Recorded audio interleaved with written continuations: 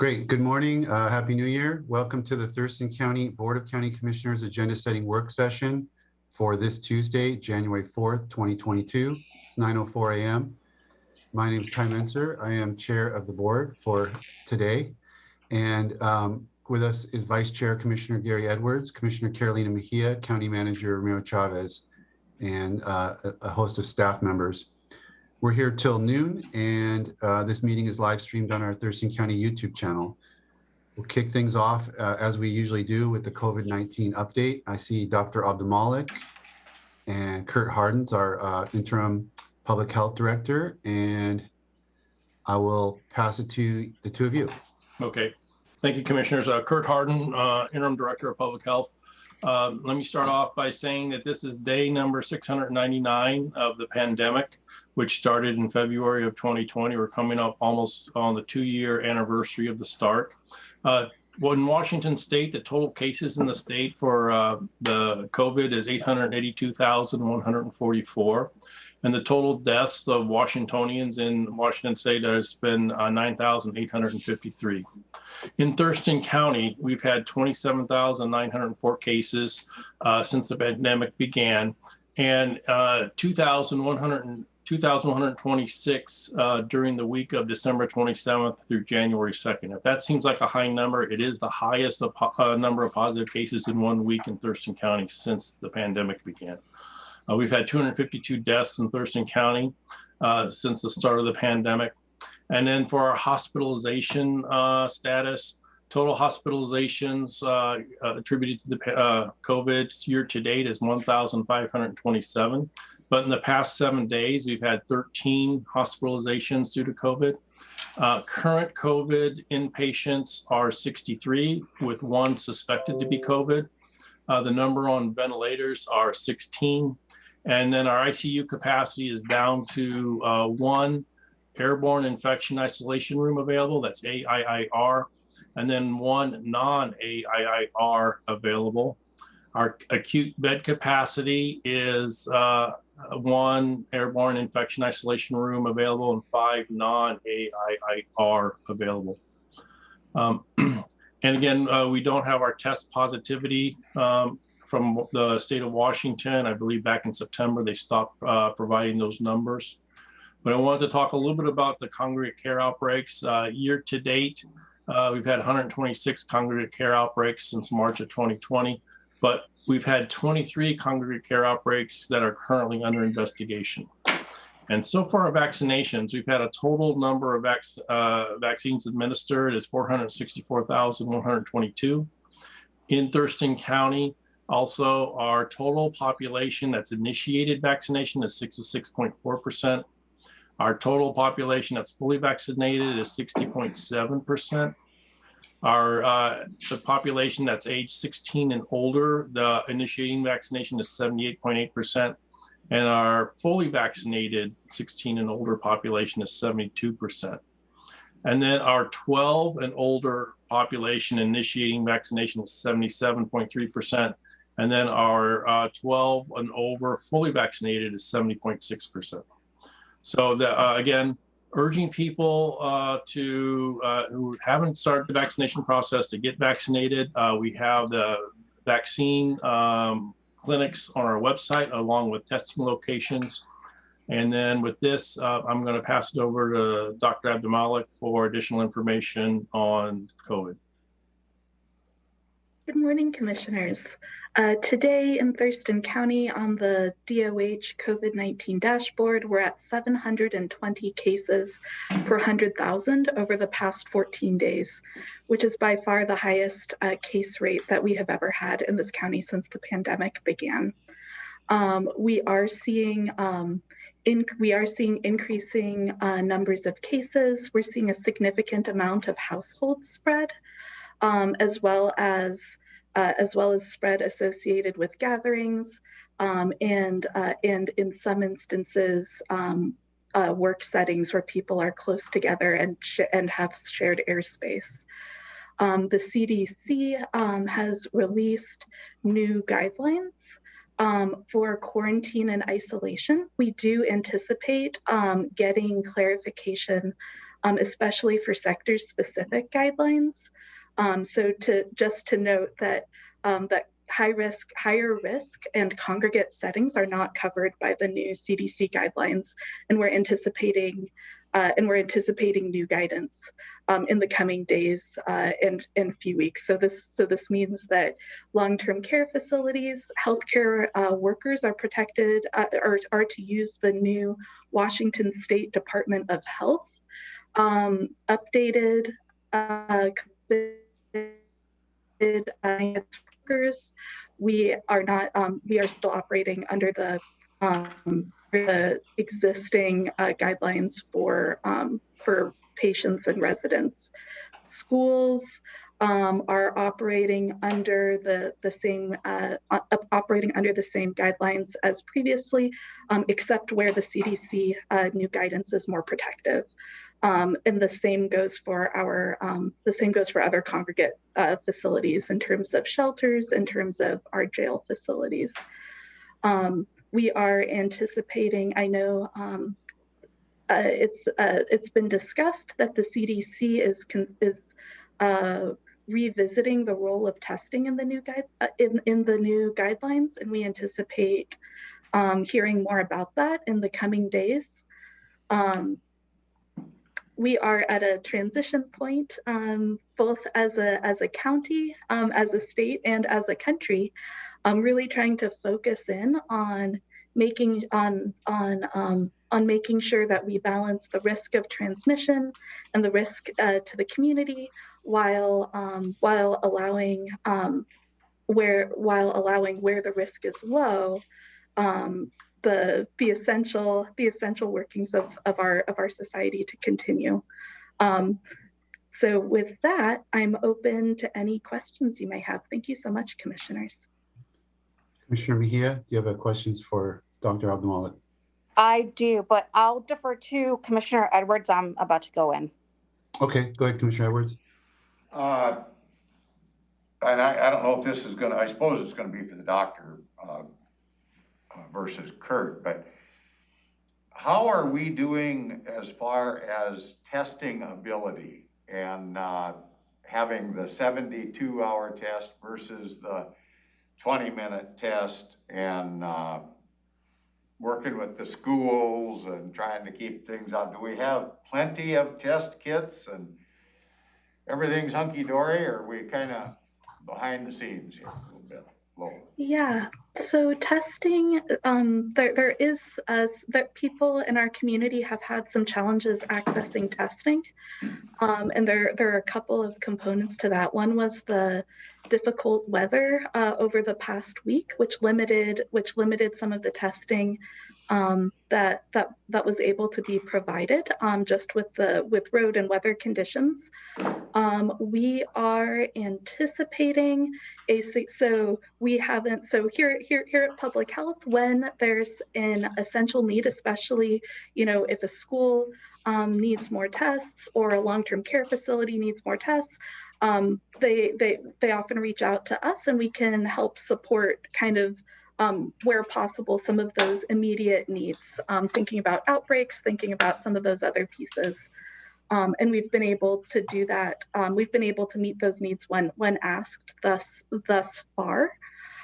We are anticipating an influx of tests into our community and our state over the coming couple of weeks. So some of those, and as we get closer to that time point, we'll be able to have more details about the exact breakout of where those tests will be going. Some will be coming to us, and some will be going to community partners, and some will be accessible potentially. So that's potentially by members of the public, although we are anticipating the state to make statements about those pieces, and they'll have the details of exact timeline and how those are going to be dispersed. So that will cover the availability issue later on, then, it sounds like. Right. Okay. And if I could add into that and dovetail onto Dr. Abdul-Malik's comments, We are also testing. Public health and social services also have test sites that we're doing. As an example, we were in Yelm yesterday. We're at Roof today. So if you go to our website, we have our testing sites that we are going to be at this week, and so for the community out there as well. Okay, how about, Can I do a follow-up to your question? Do you mind? Sure, In go regards ahead. to testing. So the testing availability, I feel is kind of scarce right now. And I understand we're doing the testing sites in difference. I know it's Yelm, Rochester, and the at-home testing units, they're going like, I don't think the pharmacies can keep them for like a day and then they're gone. And just with the increased numbers, I haven't heard, I mean, are we going to do a mass vaccination, a mass testing site? Because right now I feel all the testing sites that I've seen are completely overwhelmed. I tried to get a COVID test and it was almost nearly impossible to get in. My family went and got tested and they still haven't gotten results back because they said that their results were delayed because of the snow. So, I mean, I just feel like there was a lot of going around and trying to see and not really accessible. So with that in mind, like, are we going to increase into a mass testing? So Commissioner, we're looking at that. In fact, we started looking yesterday. So here's one of the challenges is the fairgrounds. We looked at the fairgrounds to try to do a mass testing site there, but the weather conditions or the recent weather events have made that unusable temporarily because there's actually standing water in a lot of places at the fairgrounds. So we are looking for sites, but and we will set up a mass testing site if we can find a location. But we're in the process of doing that. Could we partner with SBSCC again? We're looking at different options at this point, and so we will, and we can get provide you additional information as we get more clarity on that. But we are still looking at that, yes, because our go-to option was the fairgrounds until we took a look at it yesterday, and it's just not usable.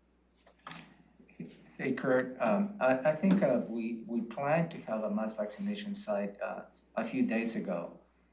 And but logistically it was impossible after the snow came down. So I think that was in the plans, right?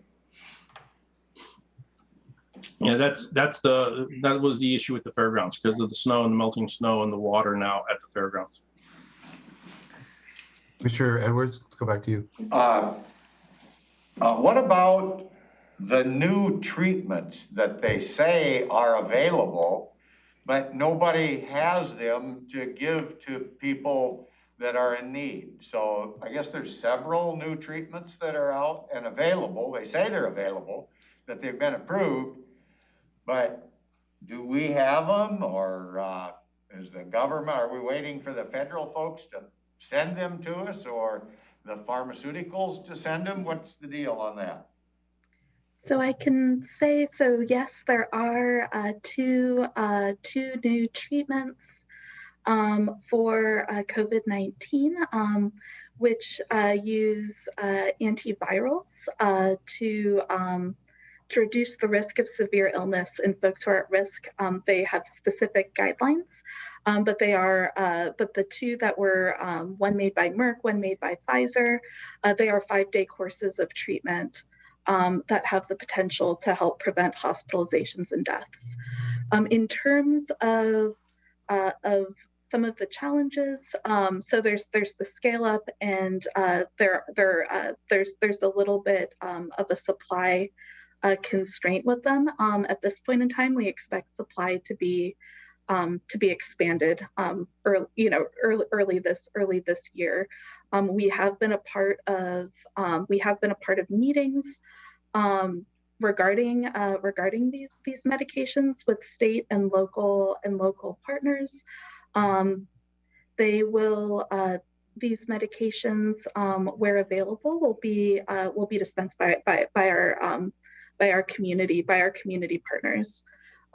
at this point in time. We anticipate increased availability as the supply chain improves. But right now, we don't have the availability to treat our folks in need at this point, right? In terms of the specific numbers and proportions of what's available that are in our county, I will have to get back. I'll have to get back to you on that after speaking to our healthcare partners about Okay, their. I really do think it's of utmost importance that we get this figured out, because that can keep our hospitals from having so much pressure on them. So I really do think it's a big piece of this issue that we're dealing with. So the sooner the better, if we could at least, I mean, it isn't that I need to know, the public should know though, as soon as we can, because if it's not available, let's tell them it's not available and why it's not available. Let's not beat around the bush. Let's just tell it the way it is. I believe the public truly does appreciate that. And I think in the meantime, for those citizens out there, if they're in the threat demographic, I mean, they should be very cautious. Kurt touched on, getting the vaccination and all, but they better take care of themselves, because the government, it sounds to me like they are not prepared to deal with this at this point in time. I realize you're doing your best you can to get product and all, but we can see a problem coming if we don't get that product. So thank you. Commissioner Mejia, back to you. Thank you, sir. So I have some questions in regards to the Omicron virus. And I guess my first question is in regards to testing the at-home test. I've heard that the at-home test can't really detect. I've heard, you shouldn't swab your nose, you should swab your throat because that's more accurate since it lies in the throat.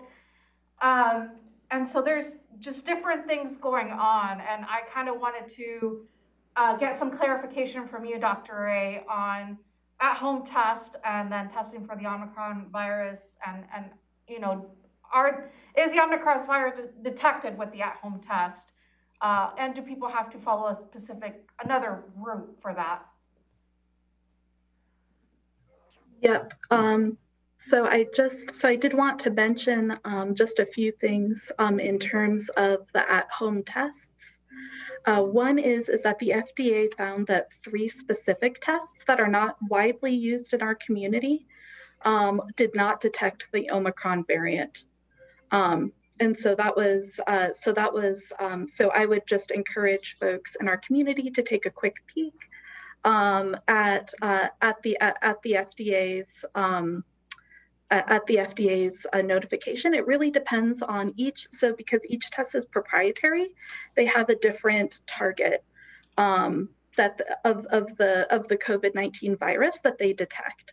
And so some are so those 3 were affected by the mutations in the Omicron variant, but there are many other tests that are that have not seen a decrease in efficacy. So something that I'm doing, if I use or my family uses an at-home test, I take a look. Just a simple search to make sure that it is detecting Omicron. The vast majority of the tests. So we've been using Binax now, which does detect Omicron. Has been a mainstay in our county. So long story short is it depends on the specific test. I would follow the instructions for because each test is different and there's a different process for each test. So I would ask each member of our public to look at the test that they're using and follow those instructions exactly. So if it's a saliva test, that's a cheek swab or a throat swab, do that. If it's a nasal swab, follow that process. Thank you, Doctor. Oh, You have another follow-up? No, I didn't have. Oh, I have okay. another question, but go ahead. You said that it doesn't tell us about the new variant, But the schools bought a lot of quick test material months ago before this variant was on the scene. So are you telling me that those tests do not detect this variant? No, I'm saying that based on what we know, so the Binax Now test does detect the variant. That's been one of the mainstays. We haven't heard of significant challenges with the tests that were provided to the schools at this point in time. Over time, we may get more subtle information in terms of detection thresholds, and there's testing does have multiple components that we think about, but at this time we have not heard of significant concerns about the quality or the ability of the tests that have been provided to detect COVID. In terms of Are you working with the school districts to make sure they have adequate product for testing? Yes, as well as our state partners. Okay, thank you. And then I have one more question. Yes, ma'am. My next question is in regards again to the Omicron virus. I've been reading some articles which says that this virus, it is highly contagious, but it's not as deadly just because it goes more in your throat than, I felt the other variants that said that it went more into your lungs, and that's what caused the other effects of pneumonia and such. And so I was just wondering, Dr. A, if you could provide, again, your insight on that information. Yes, so in terms of, yes, the Omicron variant is more transmissible than prior variants. Some of it, we're still learning about the specific aspect, about specifically how it's more transmissible. Some of the early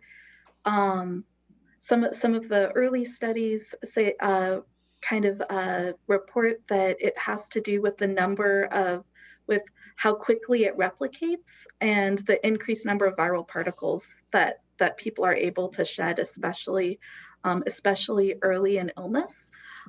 We are hearing that for many people, the Omicron so at this point, it's hard to tell because in terms of disease severity, because a large number of our population has been vaccinated, which is extremely protective against severe illness and death, or have had prior COVID illness. But what we are seeing is that while we are seeing a sharp increase in cases, it may be true that this variant is less severe in terms of illness that it causes, at least for many in our population. The concern that I really have, though, is that even if the risk for each person who gets Omicron of severe illness or death is smaller, with the significant increase in the number of people getting sick overall, that's where I have concerns, and we're watching very, very cautiously, looking at our healthcare capacity and public health capacity to respond along those lines. Thank you. Dr. A, I wanted to ask about the testing again, not so much about the availability and the nature quality, but about the policy or the, I sense a lot of confusion in the community about when we hear about testing. Are we talking about, home testing? Are we talking about going to your healthcare provider and getting some other kind of test? And what is can you give any kind of, you said that the guidance may be changing, they're reevaluating it, but can you at least tell us sitting here today when somebody ought to take a home test versus go to their healthcare provider and get a different kind of test? And when, you start to feel a sniffle, do you run out to Walgreens and get a test? If your daughter gets a sniffle, what is it?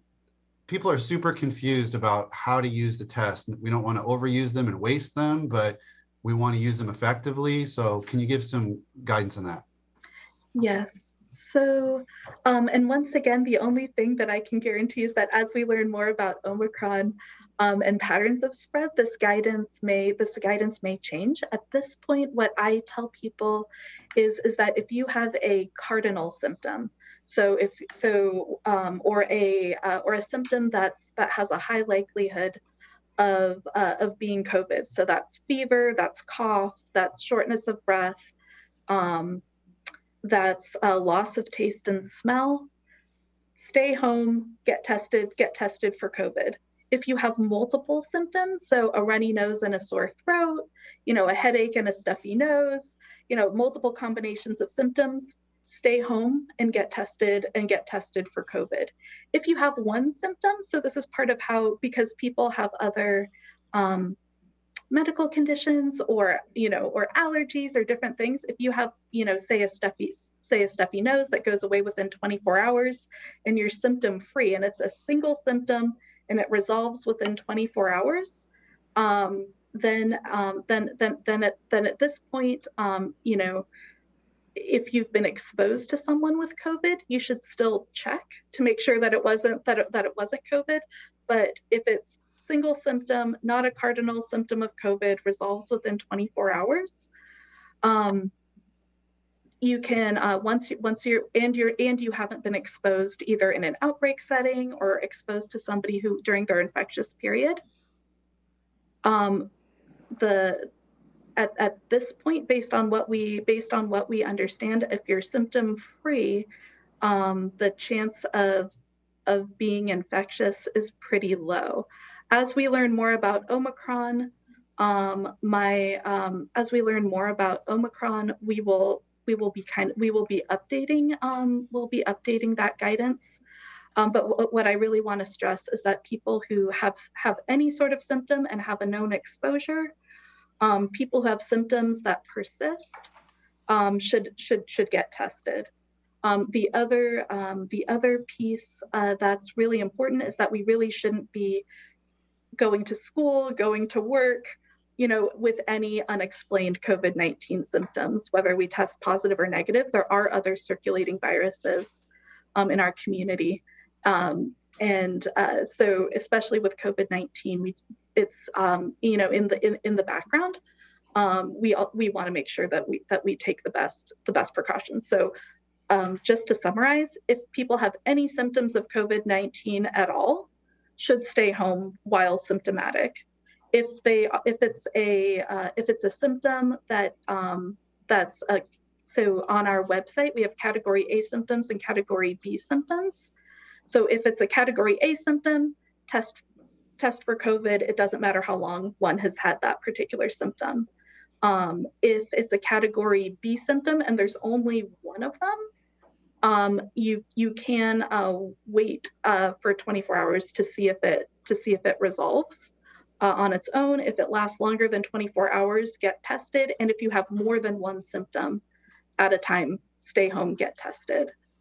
So I would just say that on the side of caution, for myself, if I get a sniffle, I stay home until the symptoms go away and I test negative. And when you say get tested, do you mean go out and get some kind of test that's going to get reported to the state, or do you mean go to Walgreens and test yourself with a rapid test? So at this point in time, I would say either. What we've seen in our community is folks are getting tested using an at-home test, and they've been reporting their positives to us. In terms of use of these tests in Thurston County, if somebody takes a test and it's a positive, and they report it to us, we trust it and we count it as a suspect case in alignment with federal standards. For folks that have a negative who are symptomatic, we would then recommend a follow-up with a PCR test or a test at your healthcare provider's office. So if you have symptoms of COVID-19 and the at-home test is negative, we should double. I would recommend double checking that with another test. And when you say somebody has a positive and should report it, can you is there a phone number that you want them to call, or how do they do that? There is a phone number for the state Department of Health that's on our website. They can also call our 2610 line. So 360-867-2610 to report those positives. And we've been working with people who've reported them. Moving on to the question that Commissioner Edwards raised about the antiviral treatments. Who are those applicable to? Like if there was an unlimited supply and we could give it anyone, would it be are those applying to people that have certain kinds of symptoms or certain seriousness of, or risk categories, or are these things that you give to anyone that had a positive test, with any symptom level? So at this point in time, it is based on risk. It is based on risk category, and so folks that are in high risk age groups, folks that have certain comorbidities would be prioritized at this point in time for those medications. What it does is, so some of the severity of illness just has to do with the ramifications of the virus replicating. And so when you interrupt that, which is what these medications do, you can shorten course of illness and reduce severity of illness. Many people, and as we've seen with Omicron here. I see that hand, Ramiro. Okay. I'll get to you. I can't see your body, but if you stick your hand out, I see it. Thank you. It'd be nice if we could tilt the camera a little bit to the right. Go ahead, Dr. A, sorry. Oh, I was just saying that many people, your immune system will take care of the virus and clear it and not necessarily require the extra help of the medication at this point in time. So it's being prioritized for people who may have difficulties. I got you. So unlimited supply of this medicines. You wouldn't necessarily, if your symptoms are kind of like a cold, which is kind of like what it seems to be like for some of the more middle and younger demographics, you wouldn't necessarily be prescribed this medicine. You wouldn't necessarily need it. Yes, yeah. People with specific comorbidities of multiple age groups would fall into the medication category, but in general, yes. Okay, I have one more issue area to cover, but I want to get to Ramiro. Go ahead, Ramiro. County Manager. Thank you. Related to the antiviral treatments, Doctor, can you explain the distribution of that for those who need it? Meaning, that it's going to be under a prescription of the physician? Is it going to be public health department who's going to get a supply and then we distribute it to doctors? Or this is going to be access through pharmacies? I think it will be important for the public to understand we have two available treatments, but how that issuance will be provided to those in need. So at this point in time, they do require a physician's prescription. So that it's not something that that would be distributed directly by our public health department. This would be something that would be distributed by our partners, and we would anticipate that because of that, it would the prescriptions would be fulfilled by pharmacies. So in terms of the details, I'll be happy to reach out to our partners and get some more details for the public. No, that answered my question. Thank you. Dr. A, I wanted to go with one more thing, and you were talking in response, I think, to Commissioner Mejia about the theories about why there's greater transmissibility of Omicron. And something I read, it caught my attention and I screenshotted it on my phone because it really caught my attention. It was talking about, this was a CNN medical expert person saying that the prior rules that of engagement for, public meetings and public, business, like 6 feet, 50, a close contact is where you're going to be at risk with, which is 15 minutes of continuous contact with somebody, who's like, he said, those rules are out the window. He said, this is a hyper contagious virus. I'm reading from the article now. Now, even a quick transient encounter can lead to an infection, including if someone's mask is loose, or a person quickly pulls their mask down, or an individual enters an elevator in which someone has just coughed. This is how you can contract this virus, the doctor said. So to me, if that's true, then that's really a game changer for me in terms of, how we've managed our public meetings and our business. I know that you've made some recommendations about, going back to trying to encourage more teleworking, at least for this short duration that we're in. And I wanted to kind of hear my seatmates' response to this and your response to this, whether we should be having, Olympia and Lacey, for example, were planning to have open, they've never had an open meeting this whole time, while the county has had open public meetings for 18 months or whatever. Olympia and Lacey were about to go back to that this week, and they're not going to now. We routinely have people in our boardroom who have their masks down, not over their nose, refuse to wear them, say they can't wear them, etc. So I was okay with that because everybody can kind of be distanced, and the 15 minutes of close contact I thought could be managed.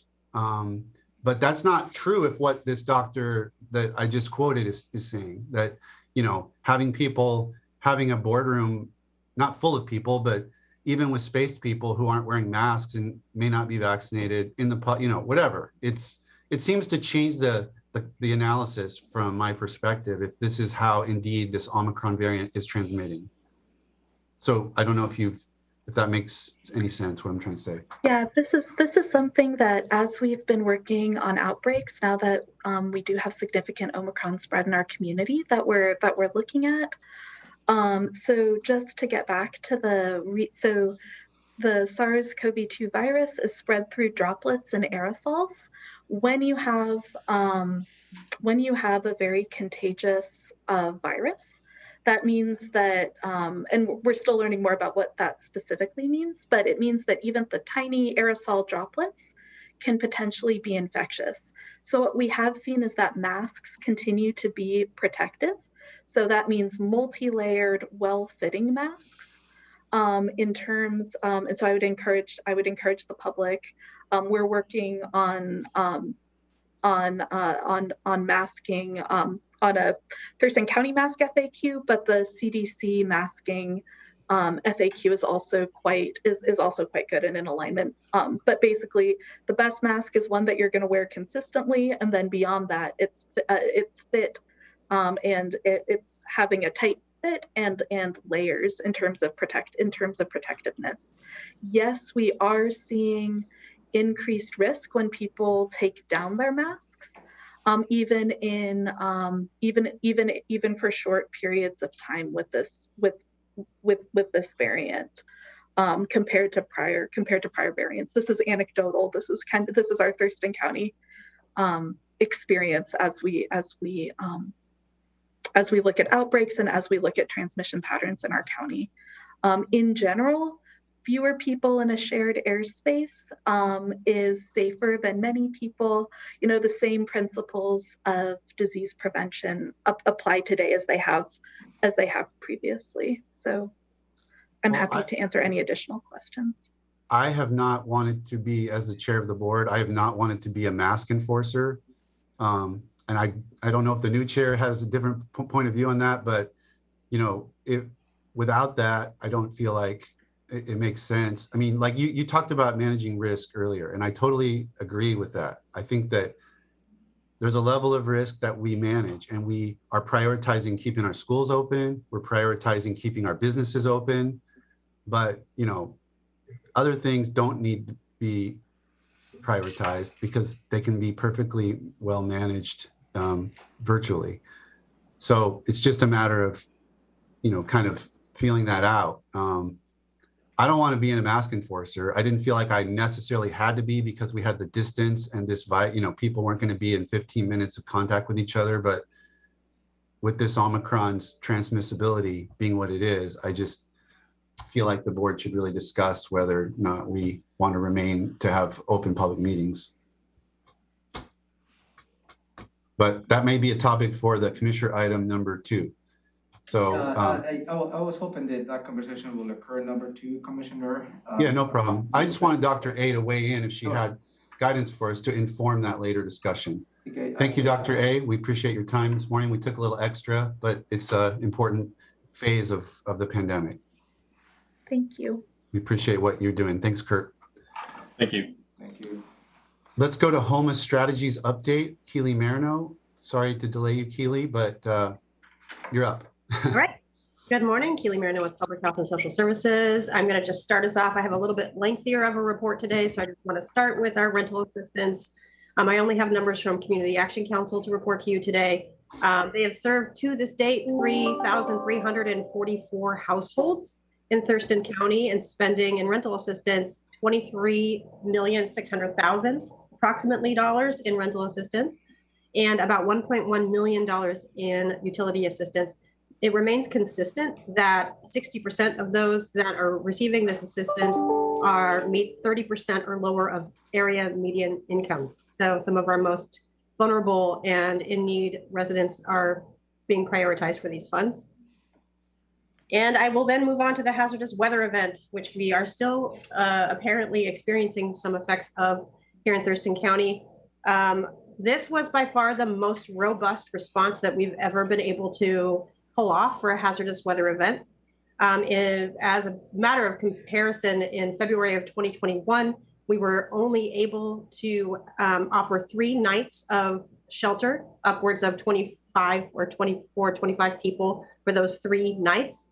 And then we were only able to offer 4 days of warming center from 10 a.m. to 3 p.m. during that period of time. For this, and shelter in place activities, of course. For this declared hazardous weather event between 12/25/2021 and the 1st of January 2022, we had preemptive shelter in place activities. So going out into the encampments, those that are living unsheltered, getting them survival gears prior to the snow event. And that continued ongoing throughout last week. Because of the sweeps, which we'll get to from City of Olympia, of Deschutes Parkway, there were at the time and remain currently in hotels upwards of 80 individuals that otherwise would be out in the Deschutes encampment, out in the elements. They were housed 24/7 in those hotels. We were able to provide, thank you, goes out to City of Olympia and Interfaith Works. We were able to provide 12 hours per day of warming center in downtown Olympia for 6 days from the 25th through the 31st of December. So the average attendance during those days was about 124 houseless individuals per day. To be clear, on the 25th, they were only able to offer from 3 p.m. to 8 p.m. But for the remainder of the days, it was 12 hours per day, all staffed by Interfaith Works and Olympia Mutual Aid partners. And then Interfaith Works, in partnership with First Christian Church of Olympia, were able to also offer upwards of 27 beds per night for overnight during that time. They were able to offer that all the way through the 1st. So that averaged about 24 individuals per night. Just to give you some idea of what that means just for daytime sheltering and overnight sheltering in terms of staffing hours, that's upwards of 600 staffing hours to pull that off. So when we are talking about standing up a hazardous weather event and we're calling on homeless service providers that we're contracting with to meet the demands of what is being asked, it's a pretty tremendous effort. A lot of coordinating between the City of Olympia, providers, and the county. It was especially difficult as I was out of the office last week, but I remained in contact with the City of Olympia and Interfaith Works during that time to ensure, and with Tom Webster, the program manager of the Office of Housing and Homeless Prevention, to ensure that we could support those actually engaging in that response as much as we could from a distance. So just very, very appreciative of Interfaith Works, City of Olympia, and Partners in Prevention Education, and only mutual aid partners. And of course, as always, First Christian Church, who pulled it out again. As I mentioned, upwards of 80 people that were displaced from the Deschutes Parkway encampment on the 8th of December have been put up in hotels and have been staying in the hotels for almost about a month. So the city of Olympia originally offered them hotel rooms up until the 3rd of January. There's a small community group that came together and also helped house upwards of 23, now 27 individuals in 2 hotels locally. The county has stepped up to help provide the cost of the hotels for those 27 people in a hotel in Olympia. And also with the end date of the 3rd of January, but due to the hazardous weather, we did extend those hotel stays across the board. All the hotel stays were extended until the 5th of January. I just received an email with significant public comment asking for extension on those hotels. I'm just mentioning it now because I'm sure you'll be made aware of these public comments throughout the day. The 5th is tomorrow, and as of this point, there is no designation for where these 80 individuals will be headed to at this time. So that's what I have for you right now, and I'm happy to take your questions. Commissioner Mejia. Yes, in regards to your last point, Keely, in regards to those 80 individuals right now that are currently in hotels, is that something that FEMA covers? Or is that something that we're covering with ARPA funds? So my understanding is that the activities of sheltering these individuals who are at high risk for COVID transmission, especially during Omicron, and especially regarding low levels of vaccination amongst this population, it is possible to be covered by FEMA. However, the way FEMA works is it's reimbursable at the end of this event. So I believe we're using $2163 at this point out of the fund balance to fund the hotel rooms just in one hotel that is currently housing 27 individuals. If I may, so we're tracking all the activities to see if it's eligible for FEMA funding. But still, the question is where the money will come from to make that initial investment until we can get reimbursed 2-3 years down the road. That's how FEMA operates. Oh, wow, okay. Yeah, and that's the difficulty of this, because FEMA doesn't reimburse until, as Keely stated, until the event is done and over. Okay. And then we'll go through the paperwork, which is, in the past, my experience with FEMA reimbursement is 2 years in the making. Not related to the individuals that are currently in the hotel, we have partnered with the City of Olympia as to how we can help them, because the actions of sweeping that camp was done by the City of Olympia. And we assist them on that. And also we have continued to assist on the costs related to those individuals that are currently in the hotels. Moving on beyond January 5th tomorrow, I believe the City of Olympia also needs to come to the table as to how we're going to be able to manage that aspect. Because at this point, really, is not paying for hotels, for hotel rooms is not sustainable. No. So what is the strategy behind that is really what Keely, Tom, and I have discussed this in a couple of occasions. Because that was one of my concerns at the beginning. Yeah, the county has moved forward in support of the City of Olympia, and we have participated on the cost for covering the hotel rooms. But it cannot be expected the county can continue to pay for the hotel rooms in perpetuity, because that's not a sustainable strategy. So we'll continue to have these conversations. I believe we have a meeting coming up with Keely and Tom and see where it goes. But the City of Olympia needs to come to the table and be part of that as well. Did I miss anything, Keely? I think so. Can I ask another question in regards to funding? Wasn't Yep. the state providing funding for hotel stays?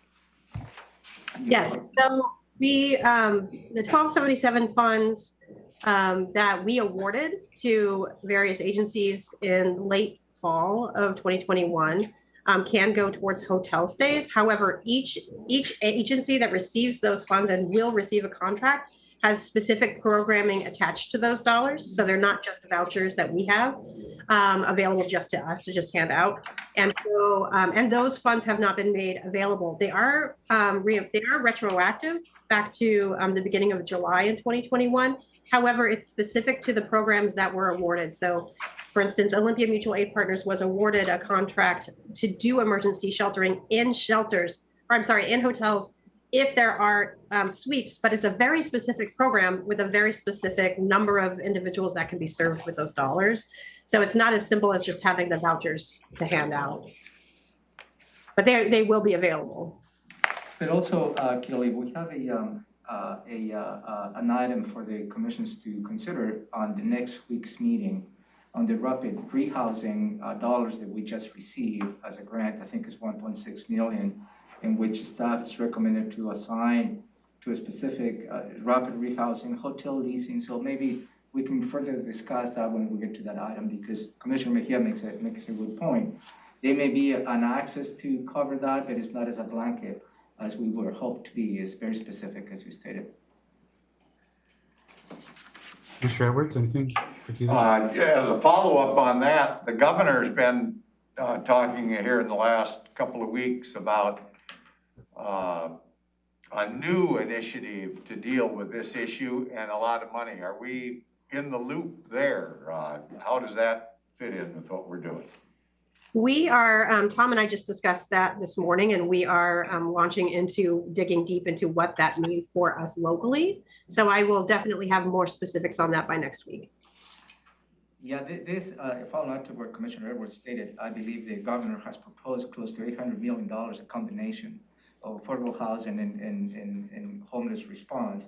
So that will be great. We'll have to watch how the legislative session goes and see if the legislature agrees on that proposal, because that really is going to be a big shot in the arm to not just Thurston County, but all the jurisdictions really. So working on that.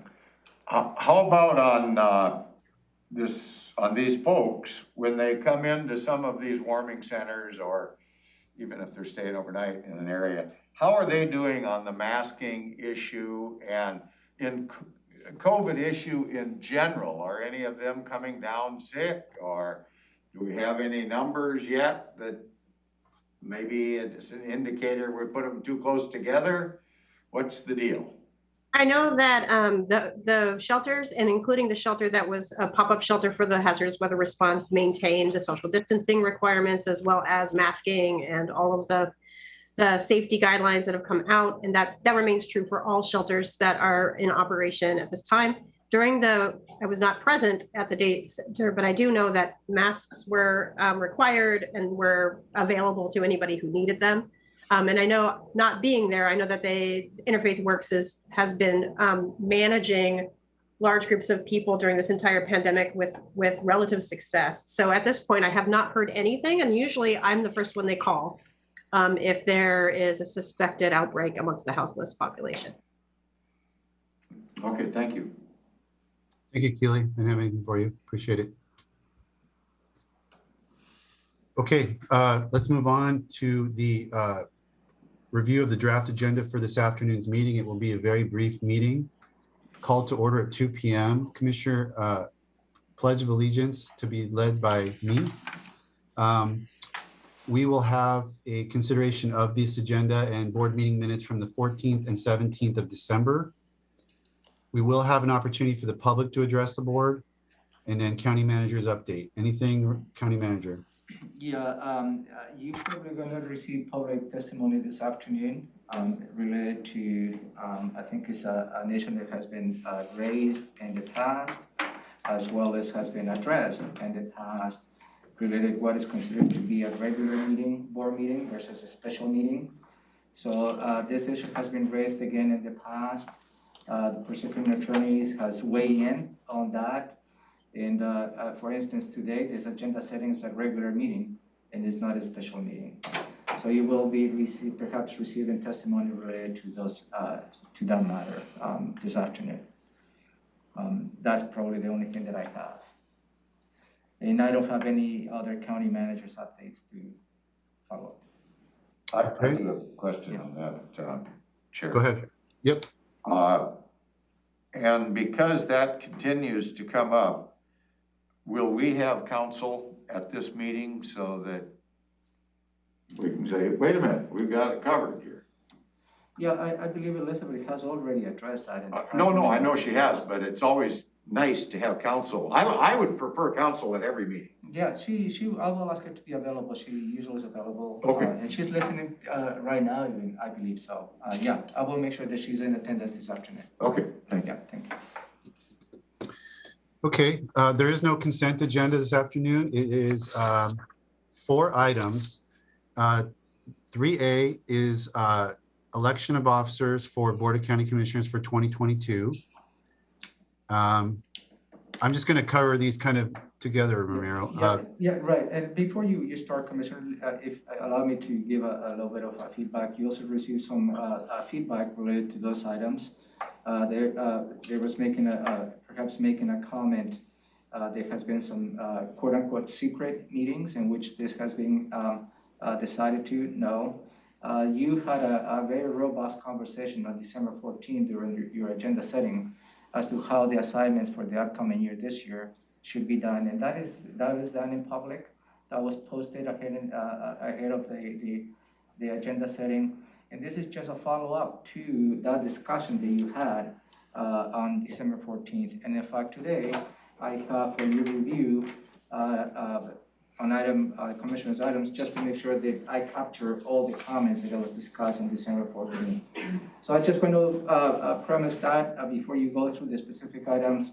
And again, that discussion that occurred among the 3 of you was held on December 14th during an agenda setting in which you review every single assignment. Thank you. So 3A, B, and C are just firming up officers for the Board of County Commissioners, Board of Health, and Transportation Benefit District. Item 3D will be affirming the proposal for commissioner boards and commission assignments. And we've gone through that as County Manager just stated. Is there any questions or comments from the board at this juncture? I have a question. Commissioner Go ahead, Mensah will Commissioner. be leading this meeting, right? He'll be chairing this meeting? Yes, until the formal Perfect. action is taken on the reassignments. Perfect. Thank you. Okay, If and- this is the proposal, the board wants to weigh in. That's right. And I see that our packets have the update, and we made several changes to the boards and commissions chart, and that's been updated and provided to the commissioners in the packet. Yeah, that is correct. It's attached to your packet, and I have a specific item later on your agenda today, just for you to go through again, just to make sure that I didn't miss anything. And I All right. have one more assignment that I need to discuss with you. Okay, so then standing items at that point will be a very brief meeting. Let's go to the next item on our morning's agenda, which is to review next Tuesday's proposed agenda for January 11th. We will call that meeting to order at 2 p.m. Pledge of Allegiance to be led by Commissioner Edwards. We'll look at the agenda again as it's finalized and approve it and make any changes necessary. Approve board meeting minutes from this afternoon's meeting.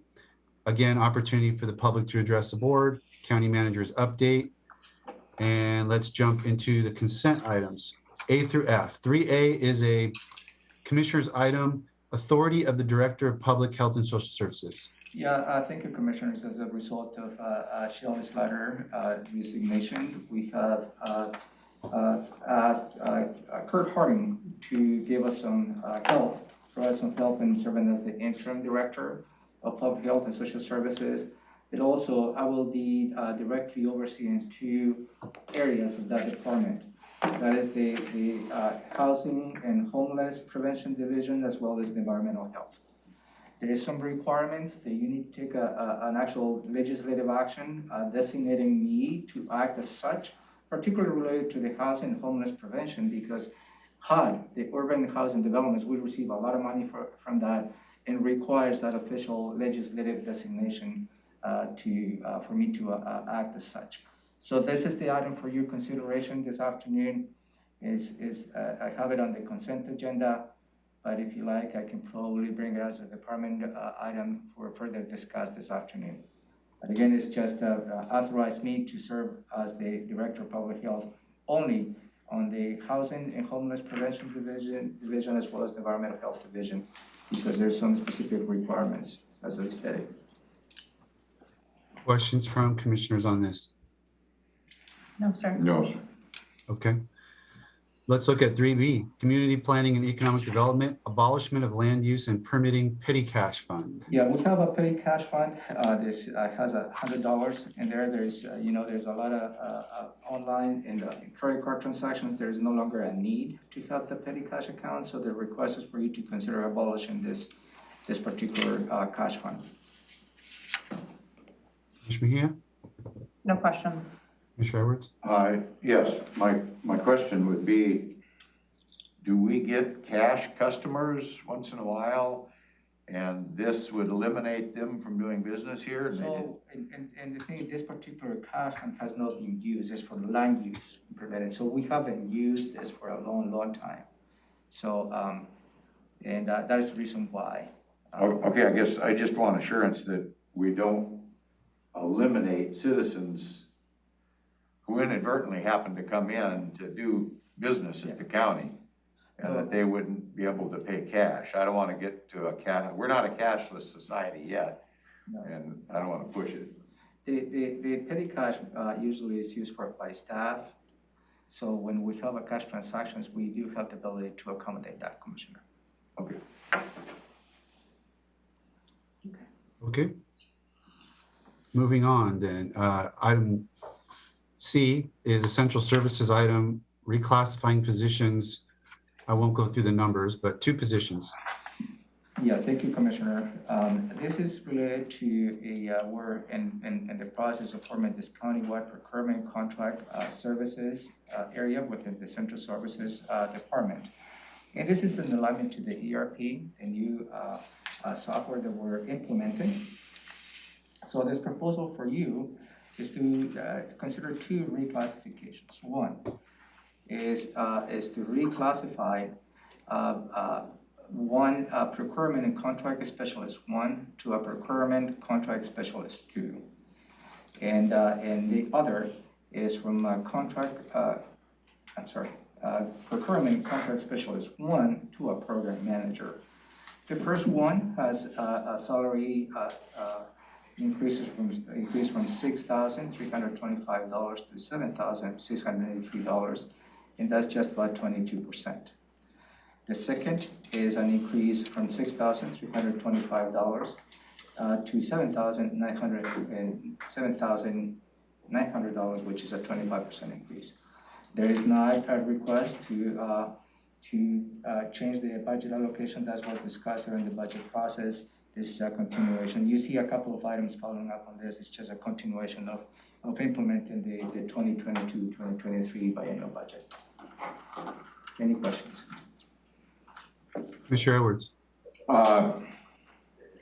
And these folks end up, who's their direct report to these positions? So the direct reports will be Jetty Silva. She's the Administrative Services Manager with Central Services. And did we increase FTEs No. to cover this, or what brought this about, I guess? Because it's gonna have quite an impact on over a year's time. Right. On the budget. So how did this come about, and what kind of recommendations came in that we felt we needed to spend X? And I don't know what X is. You've stated, some dollar amounts, but give me that figure. What is it over the course of a year? So, and what the figures that I give you is the top salary scale of those classifications. When those individuals may be coming in will be much less. I'm just giving you the full impact, the high level. The first one is from $6,325 a month to $7,687 a month, just about 22% increase. I mean that's a substantial increase, and that's why I'm being a little more And this observant. has no impact on the general fund. Well, in a way, that's because it's part of the indirect rates. But those has been already planned in the budget. But if you have any additional questions, board would be happy. I think Jerry is here to answer any specifics on this. I guess it's a substantial amount. Okay, that's what I'm concerned about. And is the need there? I mean, we realize our managers need to, I want to have retention be a big piece of what we're doing on a daily basis. And comparables and things like that. I mean, are these folks within the bargaining units and are they outside the bargaining units? What's the deal there? So let me address, and Jerry can jump in here in a minute. So this is this request is not related to retention of employees. This is just to for a countywide procurement and contract unit that will provide services to all the offices and department countywide. So what allows is with this contract and procurement unit to provide consistent support and sustainable support for all the contracts that we have among all the offices and departments. That's really the genesis related to this request. This is not necessarily related that we want to keep employees or retain employees. That's not the purpose of this request. Jerry? And, okay, how are we doing the job now? What's brought about this change? Yes, I'm Jetty Silva-Chanowski. I'm the, like Ramiro had said, I'm the Administrative Services Manager at Central Services. And so what we had in the past was we had one procurement and contract specialist, one position, who did central services, contracts, and procurement.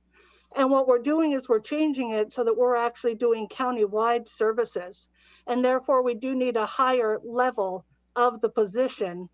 The one level is written that it is just one area, and then the two position opens it up to, you know, more of a countywide, more offices and departments. So it's at a higher complexity of work. In addition, the IT department then also needed their staff, and they had a second position, which is how we got the second procurement and contract specialist one. That had not been filled yet because we needed to see the need of moving into the countywide services. And what we need now is a program manager, because the ERP administration of the procurement and contract module is going to need someone that can be a supervisor to the one and also be able to revise the policies and procedures to align with the new ERP system, as well as one other high need that the county has had for some time, and that is to create boilerplate templates for the different kinds of contracts that the county uses. And so these are two positions that we do have. We are just reclassifying them to a higher position due to the change in work. And just as follow-up to that, so if they've accepted more responsibility, somebody gave up some responsibility in different divisions around the county, is that what happened? So that they're not saddled with this procurement process anymore in a different division, but you're gonna take that on? Is that kind of what's going on?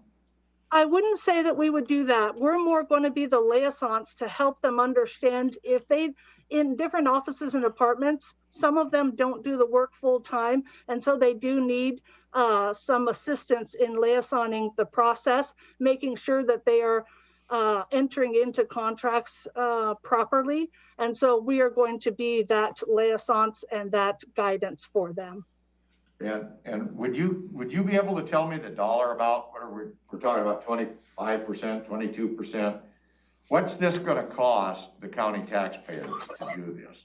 In a 1 year, say in an annual budget, what's the new cost of doing this activity? Let's see here. I don't actually have it together at the moment, but I know that we did the top ranges. So on one, it would be the 1,575 a month. So if we do that times 12, it's going to be almost 19,000. Now that's of course the top. We don't typically hire at that top of the range.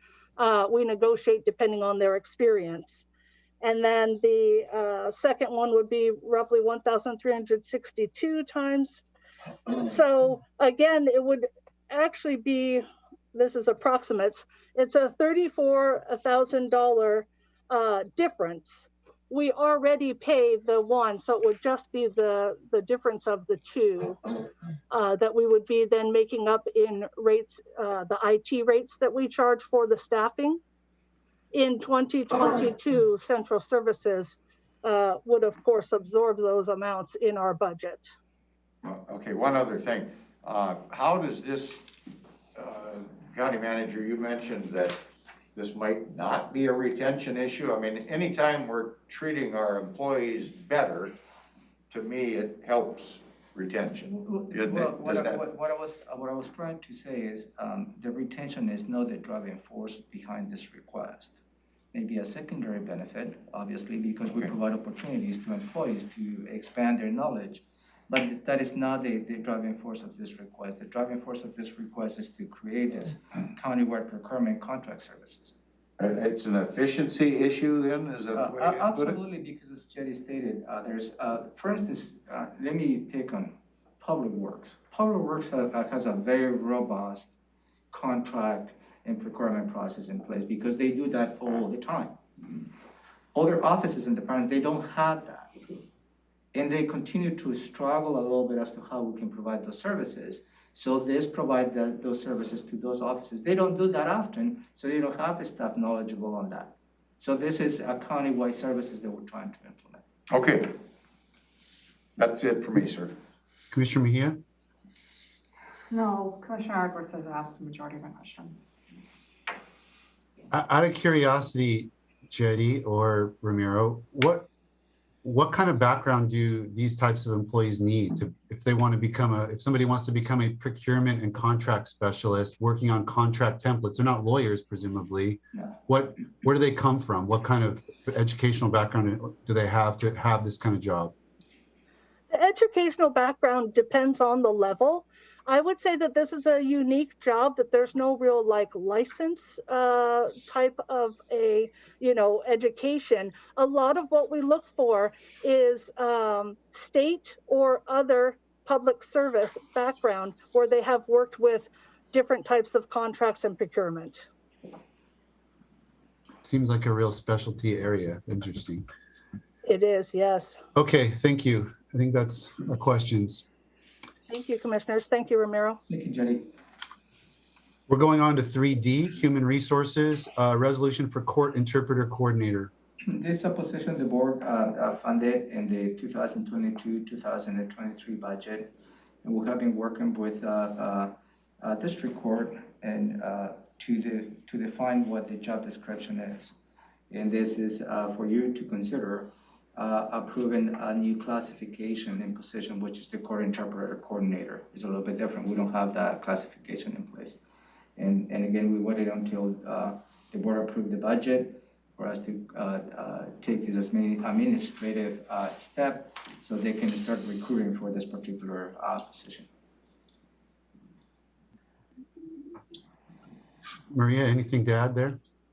Not on this, but regarding the procurement discussion, I believe at least the program manager was approved through the budget process. I would have to verify that the specialist too was.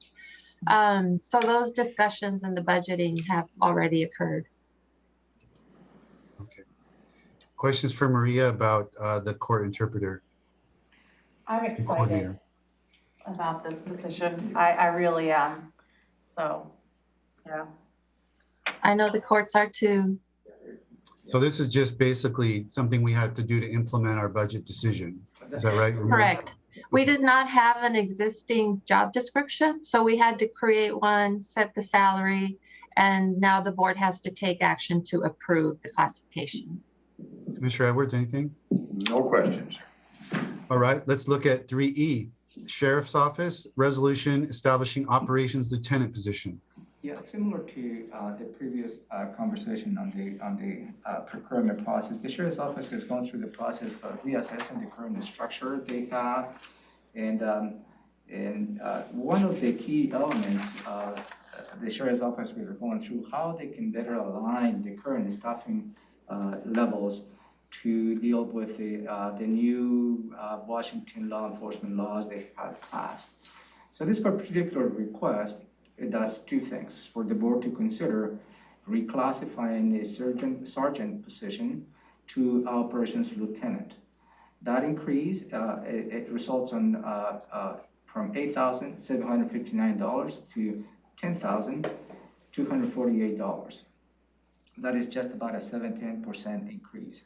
But also, the Sheriff's Office is expecting to hire within rank. So as a result of this, the hiring into this new operations lieutenant, a sergeant position will be vacated, I assume, and that will be eliminated. I think that's the two steps in the process, you understand.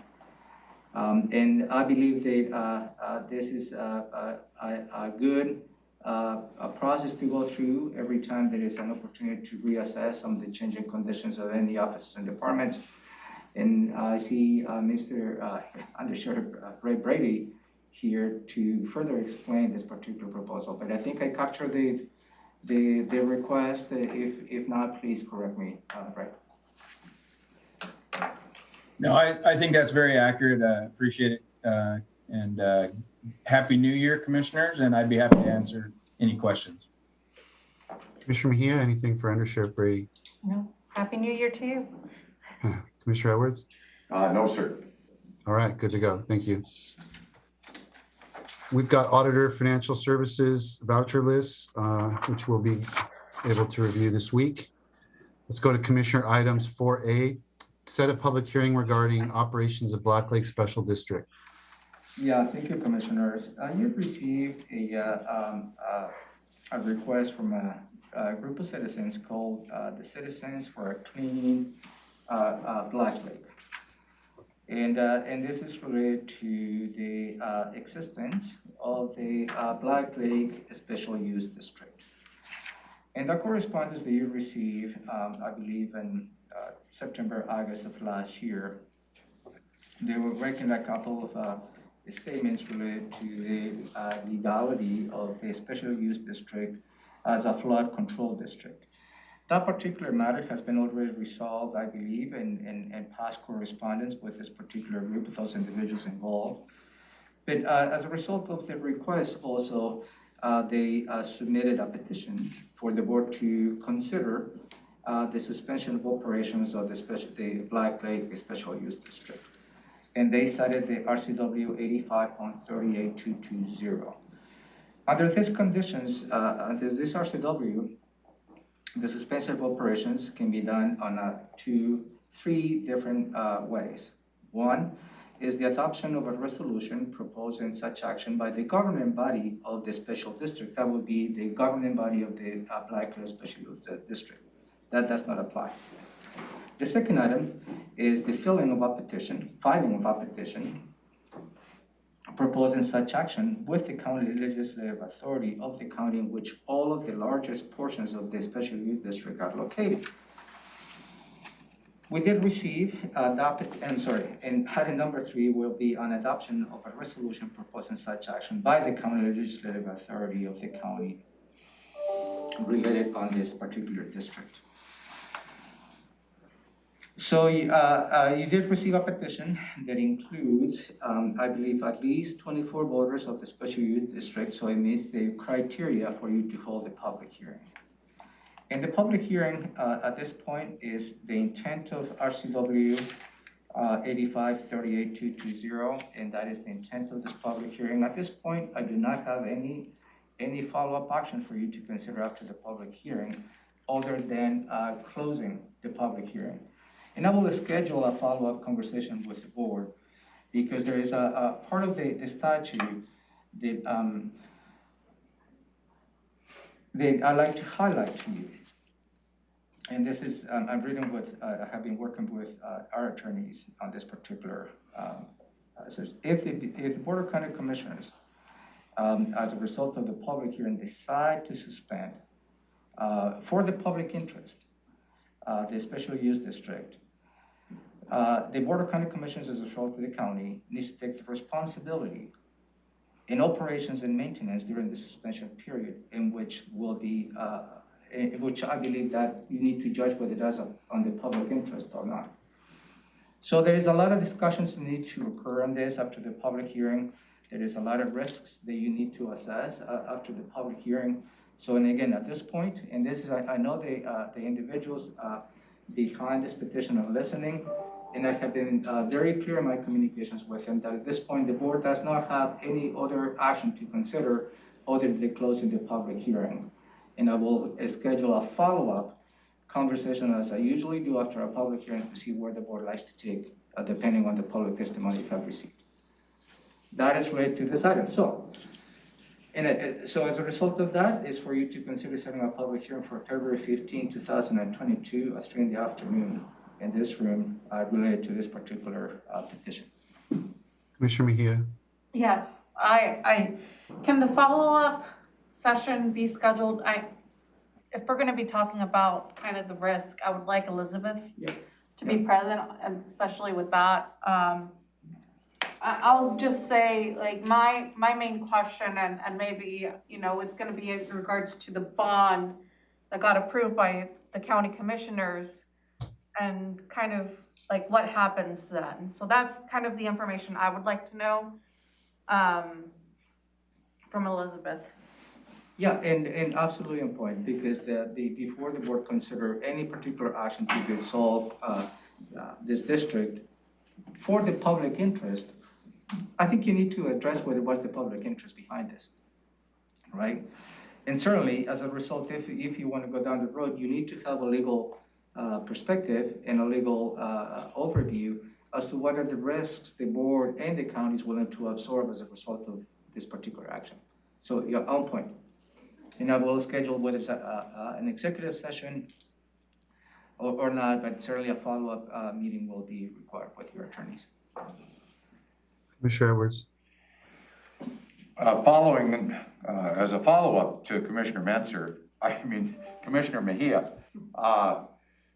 and this is in Commissioner Mentzer's district, and I know you were pretty active kind of explaining this as time went on. So I'm really I'm even looking for more explanation, maybe from legal to us prior to attending a public meeting, so that we're as informed as we can possibly be when the public hearing takes place. So maybe a get-together prior and a get-together after, because I remember specifically asking this question about the $1 million debt. Who incurs that should something happen to this lake management district, or the ditch district, or flood district, or whatever, special district, whatever it's actually referred to, because I know there's been questions about the legality there. So, I mean, if my seatmates agree with me that we could, I don't care when we do this, one of the things it sounds like is once this citizen group made proper application with enough signatures, are we obligated then to have this public hearing, or are we doing it as a courtesy? No, under the statute they cited, they meet the criteria for you to have a public hearing. Okay, I guess I'm kind of curious what my seatmates would say about talking about that, because I think it's a big enough issue. We shouldn't go into it uninformed, I guess, that's all. Yeah, absolutely, guys. This action is just for you to consider setting the public hearing. There's gonna be plenty of conversation leading to that. But this isn't very far away, you know. We think of it as a month away type of a thing. That's not very far in the way we do business. I want to make sure we have adequate time to have a couple discussions, that's all. I have a concern, Phil. Real quick, Commissioner Mejia, I just wanted to, on that point, I support that idea, and I would like council to get the letter. I kind of prepared my own letter of response a couple of years ago, I would like council to be provided my letter so that they can look at it and, assess whether that I got it right. I was basically putting back stuff that I learned from Department of Ecology, because I did my own research on this, about the issue of a flood control district, and is the district illegally formed? Did the district engage in activities that it's not authorized by law? Just so that council can sort of, just so council can kind of comment on those issues. If Commissioner Edwards or Commissioner Me have questions, I can provide the letter that I provided to the citizens so that council can kind of look at that and either set me straight or, or reaffirm what I found out from ecology. That would be, I think, useful, because we're not sure what all is going to come up in the public hearing. My other question is about notice. Obviously the citizens you said that are requesting the hearing will probably be notified, but I want to get in something like this, I want as much broad public comment from the citizens that live there as possible. Is there a way to, how do the other citizens that didn't initiate this get wind of this public hearing? Yeah, we're working on a postcard. It's gonna be a little more than the regular, public hearing notice on the newspaper. I review a little bit of the language in the postcard, and we're gonna be strategic to send those out. Also, we're gonna be sending a specific notice to the Black Lake Special Use District governance group, just to make sure they're tracking. I know they are. Yeah, okay. Because I've seen a correspondence between their attorney and ours related to this matter, so I know they're tracking on the issue. But we're gonna be doing a little bit extra work related to informing the public, those affected within a certain area of this particular public hearing. Yes. Commissioner Mejia, go ahead. Thank you, Mayor. That was my exact same question, Commissioner Menzer, so thank you. Okay. So I will organize a meeting prior to the public hearing. I will work on the letter that you stated, Commissioner Menzer, and I will work with your attorney. Most likely will be an executive session, just to make sure that you have the opportunity to ask the proper questions, because any particular action may incur risks to the county. Okay, thank you. It's 10:30. We're going to take a 10-minute recess and bathroom break or whatnot, and reconvene at 10:40 with item 5A. 10:40, you said?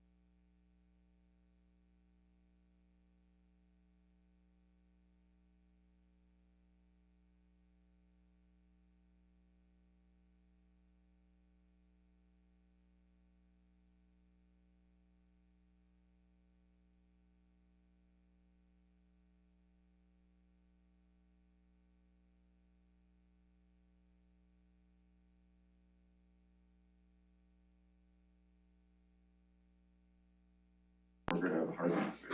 Mess it up. I'm gonna say ma'am. You're live, Commissioner.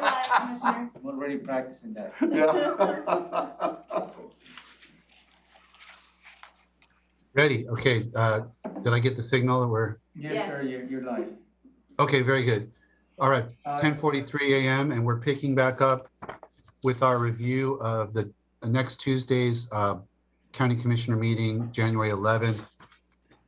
This is item 4 on this morning's work session agenda, and we left off with item 5A, Public Health and Social Services, hotel leasing and rapid rehousing contracts with 6 local nonprofit agencies. Commissioner, before you move on to the next items, I failed to give you a heads up. On your consent agenda next week, you will see an item related to creating temporary positions to address the backlog and the court system. So we're working on the details of that. I have a meeting with the partners, and you will be seeing maybe a handful of temporary positions they will be requesting for you to approve in order to start dealing with the backlog. So that is my comment on your agenda next week. So I just wanted to give you a heads up that I'm working on that as well. One question on that topic, are they gonna have ending dates on? End dates. Okay, All of them will have end dates. thank you. Yeah, thank you. Okay, thank you. Let's go. I see Tom Webster's here. Ramiro, why don't you tell us what's going on in 5A? So 5A and 5B are related. And back in September, as you may recall, September 20, 2001, the Board of County Commissioners approved to go up with a request for proposals to identify projects to support funding that was related to a House Bill 1277.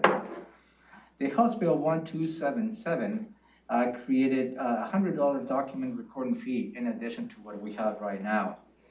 And as part of that, the new revenue, the Department of Commerce set aside $40 million to be used for for hotel leasing and rapid rehousing. So there is a lot of money that might be coming to the county as a result of the House Bill 1277, but this is the initial allocation that it was given availability for the county to access that. One of the requirements was to go with a request for proposals to determine how we're going to be distributing the initial allocation. And we went through that process. The result of that is we apply for this grant to the state, to the Department of Commerce. It was expected to be awarded $1,633,401. So this particular proposal is for you to consider awarding this contract to a specific providers related to this particular funding. Tom? Yeah, thank you, Ramiro. Just to add to that, this is money that will last for the next 18 months. So this money is intended to last until June 30th of 2023. We did go through the Regional Housing Council. So the Regional Housing Council has reviewed the applications and is making the recommendation to fund these 6 agencies. As Ramiro said, this is related to the next item, and it may be appropriate if I could suggest to actually switch those to approve the contract with the Department of Commerce first before approving the contract with these agencies. That's actually going to be an amendment to our existing Consolidated Homeless Grant contract with the state to add these funds. So it is a new revenue source. It's the 1277 revenue source, but for this initial allocation, Department of Commerce is awarding these funds through our existing Consolidated Homeless Grant contract. But happy to answer any questions you have about the specific awards as well. I do have questions. Go ahead, Commissioner Mejia. So my first question in regards to this, and not really in regards to kind of the grants, but when is the next wave of money going to, is it going to be after the 18 months? Is it going to be yearly? When is the next availability of these funds going to be available again? Yeah, so what we've heard from the Department of Commerce is to expect additional guidance from them in April or early May of this year, with those funds, with the next round of funding being available probably in the June or July timeframe. Once again, with a request, they'll let us know how much we have available, the eligible uses of those funds, and then we'll need to submit an application indicating how we intend to use those funds. But we expect the next allocation to come in late spring, early summer of 2022. Could we submit reimbursement in July for some of these funds? Let's say we decided to extend the hotel stays until a certain period of time. Could then in July, when the next funding becomes available, we can submit a request saying, you know, this is what we were covering during this time with these funds? I'm not quite sure I follow. So this 1.6 million, as you said, we could spend it back to eligible expenses back to July of 2021. We don't know what the eligible activities will be under the new allocation. It's possible those funds could also be used for hoteling or rapid rehousing, but there'll likely be other eligible uses for those for the next round of funding as well. It will be broader than just hotel and rapid rehousing is our expectation for the use of those funds. Now it's possible, I guess, in theory, that we could request additional funding for hoteling and rapid rehousing out of that new allocation. And spend this allocation within over a shorter period of time. If I'm answering your question correctly, I'm sorry if I didn't understand.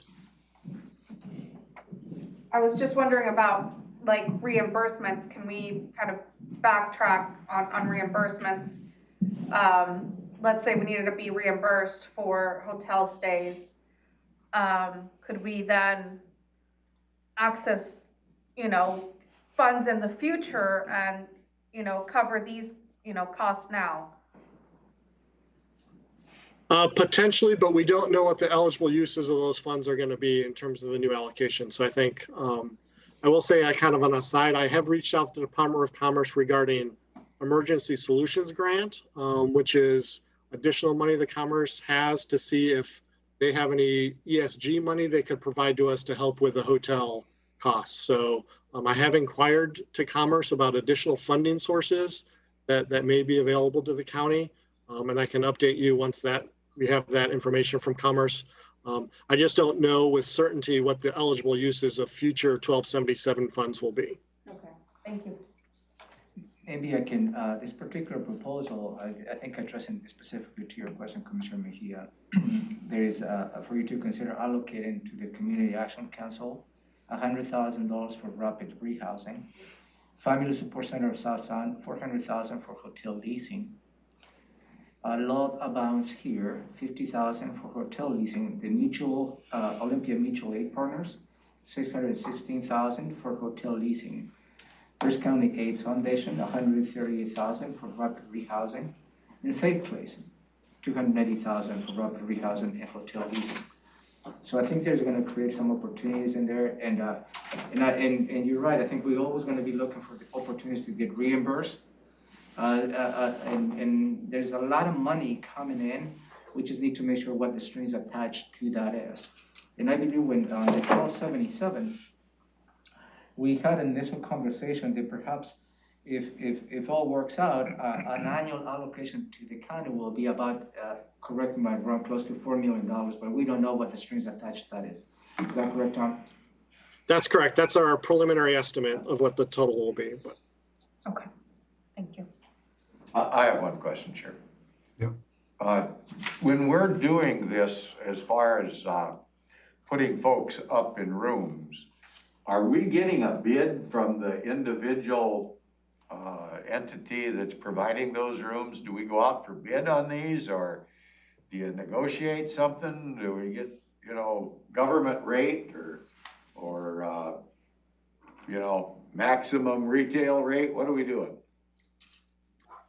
Yeah, so each individual nonprofit has relationships with the hotels, and they negotiate with individual hotels. So that's really the responsibility of the nonprofit provider. I think to be honest, some of the hotels are a little burned out on hoteling this population, and so we have not been receiving reduced group rates, especially as a couple months ago. Hotel stays were picking up and people were traveling again. So it is a challenge finding hotels who are willing to hotel this population And we certainly negotiate rates. We've been talking to, I know our providers talk to hotels and get the best rates possible, but it's, there's a limited number of hotels who are willing to rent rooms to serve this population. How about, is there anything new going on with that facility out in Tumwater that the port was talking to? It's interesting. Those conversations are ongoing. The port is moving forward with submitting an application to request, I believe it's a waiver from the Federal Aviation Administration to allow for moving forward with the acquisition of that hotel. So that continues to move forward. The Regional Housing Council has submitted a letter to the Port of Olympia supporting their efforts to submit that waiver. But that remains kind of in the process. The port needs to submit the request to the FAA, and then we'll need to wait for a response from the FAA on whether that property can be sold to be used for permanent housing. Are we working with that property owner as part of this hotel rooms that we're renting? Not currently. Currently, that property the county is using for other purposes. Oh, there's still some kind of a contract there or something? Yes. Just not homeless. The county is using right now the hotel. Okay, good enough. I just wondered if we're making use of all available Absolutely. I facilities. think your question is valid because there was an attempt at the housing authority to purchase this hotel to become a more permanent housing. Mm-hmm. As Tom stated, the funding in which this property was purchased using FAA funding, federal funding. And that has a lot of restrictions in terms as to how the property can change hands. It's not just about the facility, the hotel. It's the property underneath that has issues. Because FAA, the restrictions, you cannot use any FAA funding for permanent housing. Because it's counterintuitive. Because the FAA, airports and everything else, you cannot be funded for permanent housing. I think that is the question the Port of Olympia is trying to explore with the FAA. And as Tom stated, the Regional Housing Council sent a letter supporting that effort. More to come. Well, kind of on a related note, if I may add, that we are working with the city of the city of Lacey around the purchase of a hotel in Lacey. And we are expecting an appraisal on that hotel sometime in the middle of this month. So there is movement. We're continuing to move forward pursuing the acquisition of a hotel with the city of Lacey. Okay, thank you. Tom, I have a question. 1277. So can you remind me of the scope of what that money is allowed to be used for? I mean, this is all talking about hotel leasing and rapid rehousing. Is that the scope of what you can use 1277 for, or is it broader than that? 1277, the legislation is broader than that. This specific allocation from Commerce was limited to only hotel leasing and rapid rehousing. So we were limited to those two activities for this allocation of funding. The next allocation of funding, we expect to have broader eligibility, including rent assistance, shelter operations, and other kind of broader. So the legislation allows for a broader range of activities, but this specific funding was limited by Commerce to these two activities. Okay, interesting. All right, then that's 5A and 5B. We good with that, County Manager? Yes, sir. And just to elaborate, thank you, Tom. That was on my notes that we need to flip the order between A and B because as the stated, 5B is the actual authorization to get into the interlocal agreement with the State Department of Commerce to receive the money. So flipping that, it will be more streamlined the process. We'll do that. Thank you. Thank you. All right, let's look at 5C. Department of Children, Youth and Families Amendment 1 to Interlocal Agreement Amendment. Yeah, this particular amendment is related to from the State Department of Children, Youth and Family, and related to the nurse-family partnership services that we provide. This amendment adds $272,804 for a total compensation of $1,210,000 $210,406, and also extends the agreement to July 31st, 2022. This will allow us to continue to provide NFP programs. They're currently serving 60 families in Mason County, 51 families in Thurston County, and 51 families in Lewis County.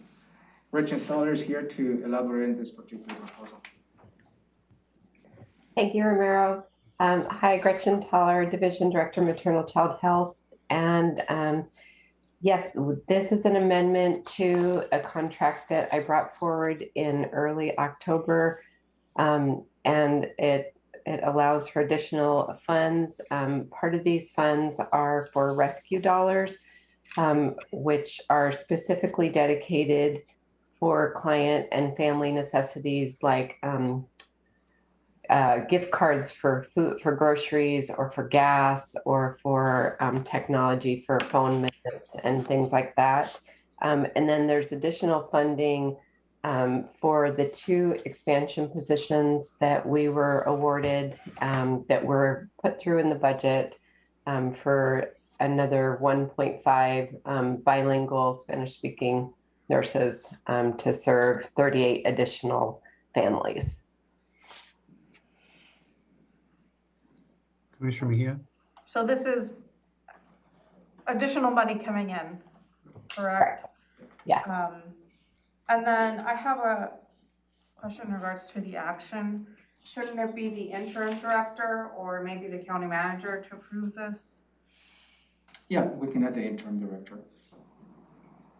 I thought we were giving you some authority, maybe today, or is that earlier in the agenda on this one? That next week. Next week, oh, okay, well, whatever, good enough.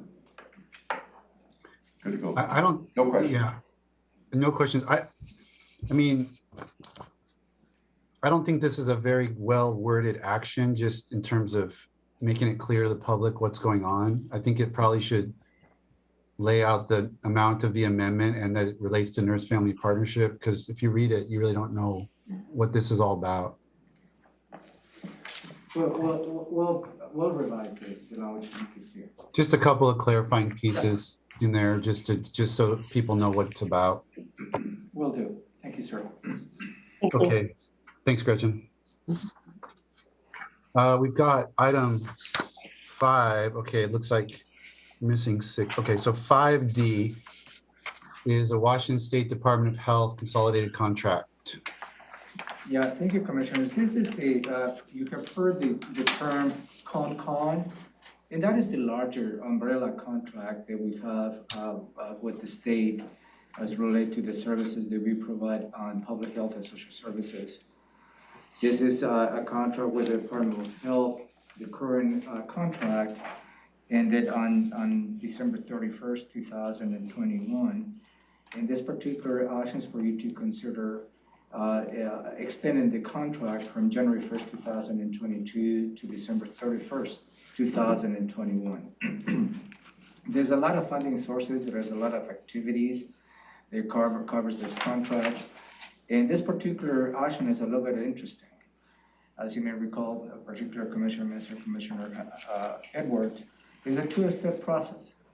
The board requires to take an action to approve the contract, and it will bring back an amendment that states the specific scope of work, as well as the funding that comes along with it.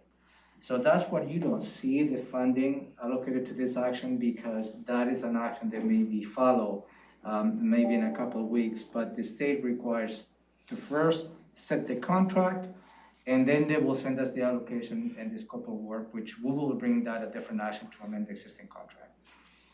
Okay, I think we have Kurt, Suzette, available to answer any questions. Kurt? Good morning, Commissioners. Kurt Hardner, I'm Public Health Director. The only change I would make is it's actually a new contract, not an amendment, but it's for essentially everything else that the county manager said. And it specifically says in the contract that once this is signed, then the various amendments will come forward from the State Department of Health. They're a little bit behind because of COVID, and so we're anticipating getting these amendments here in the near future.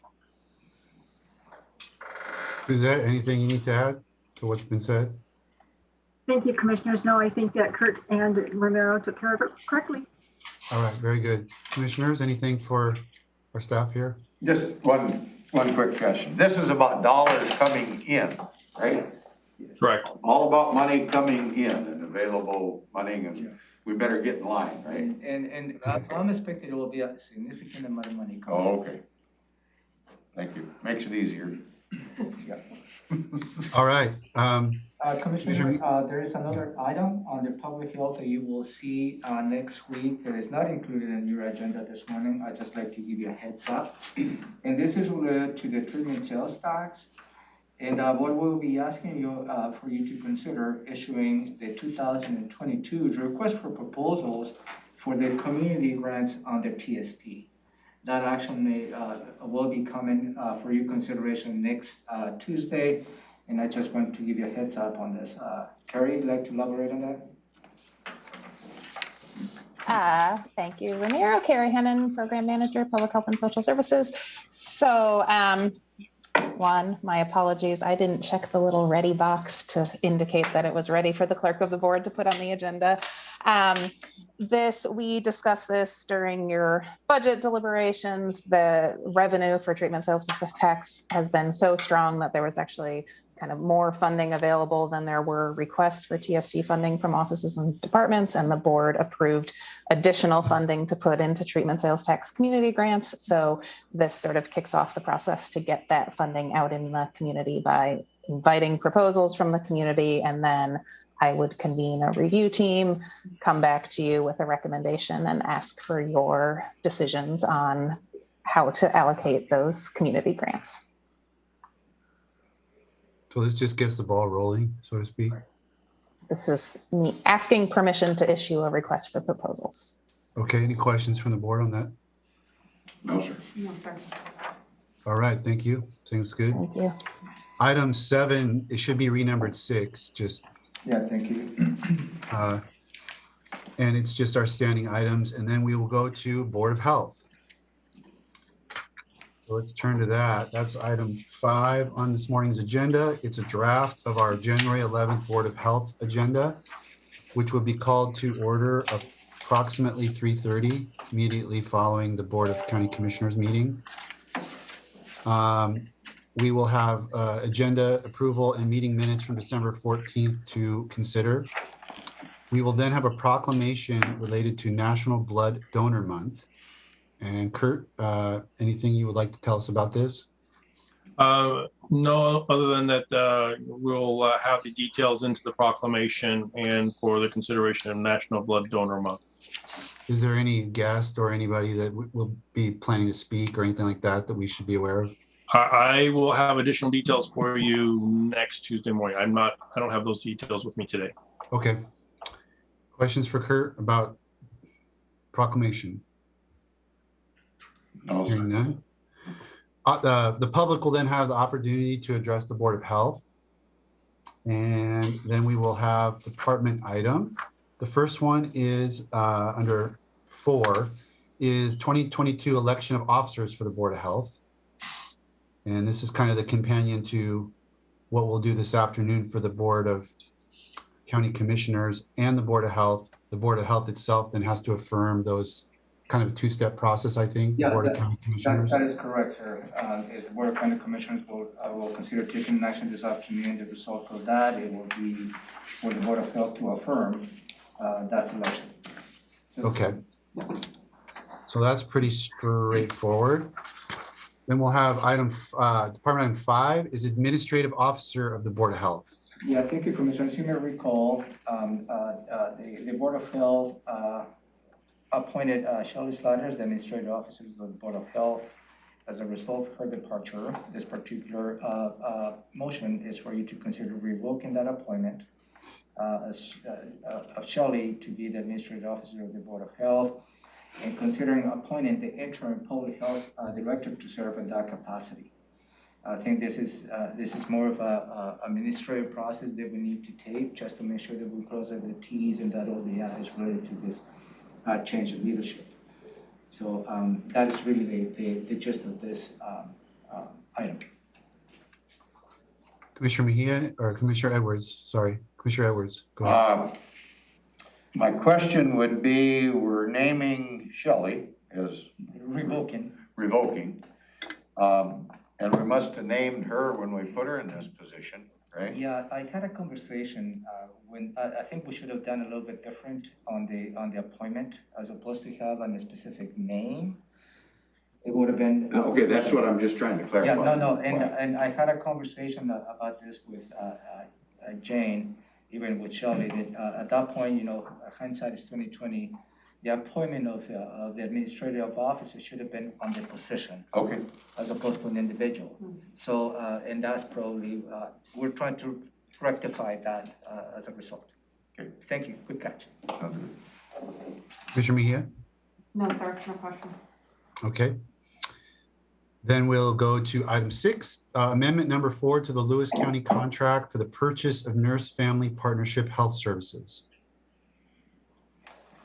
Kurt or Gretchen, go to Gretchen or? Yeah, I was going to say if Gretchen can provide the background on that. All right. Oops, sorry, I was muted and I didn't realize that. Good morning, Commissioners. Gretchen Taller, Division Director, Maternal Child Health. And we have had a contract with Lewis County Public Health.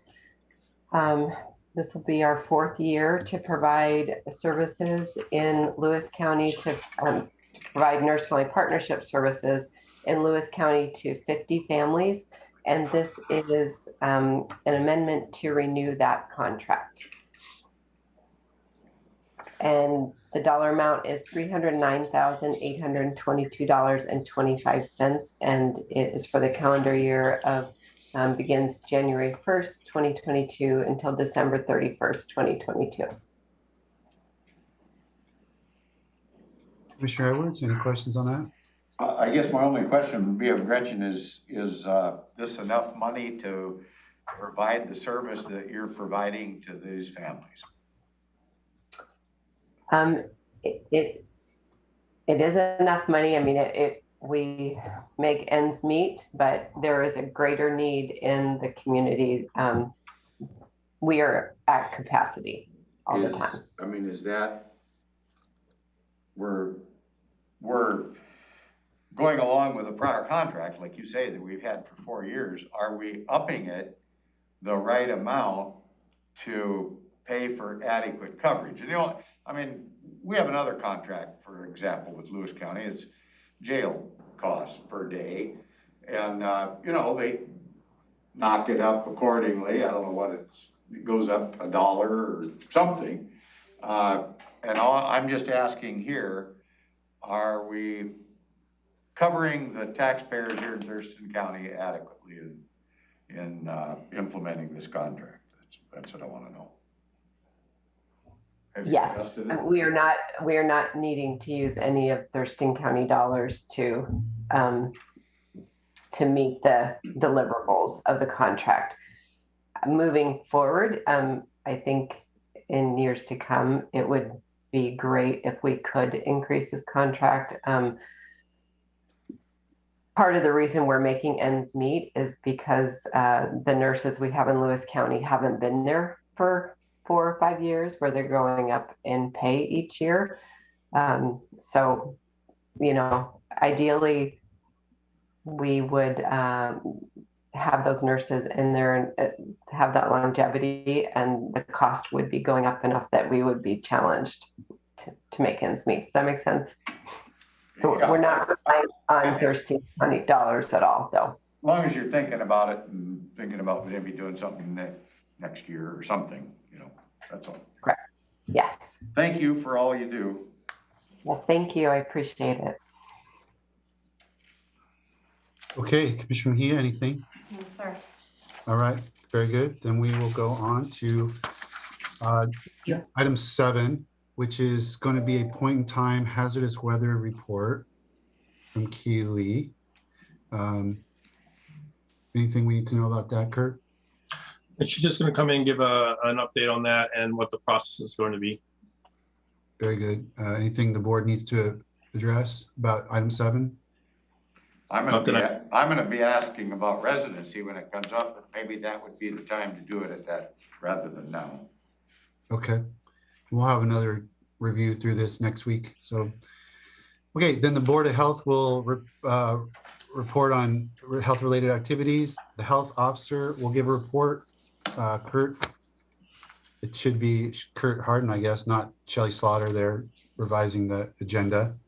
Okay, and we'll correct that. Under item 10. And adjournment. Anything else, Kurt, before we move along? Not that I have right now. Very good. Okay, that'll take care of Board of Health. Bringing us to item 6 on this morning's agenda, which is proclamations and awards. Good morning, Amy Davis, Clerk of the Board. Included in your packet is a list of past proclamations over the last few years, and the years in which those were presented are marked. And I know there has been some mention of reducing the number of proclamations this year, so I thought over the next week, you and your staff could review the list and mark which ones you would like to keep on the schedule for this year, or make any additions, of course. I will then present a new schedule for the year, similar to what was included in your packets last year for your approval. That is all for proclamations, unless you have any questions. Questions from the board? I do have one question in January, so that's coming up. On Law Enforcement Appreciation Day, some other day and some other month, I thought that there was quite a national recognition. And I'm just wondering if it wouldn't be more appropriate, but I don't see it on here. Sure, I can look into that and see if we've done. Pardon?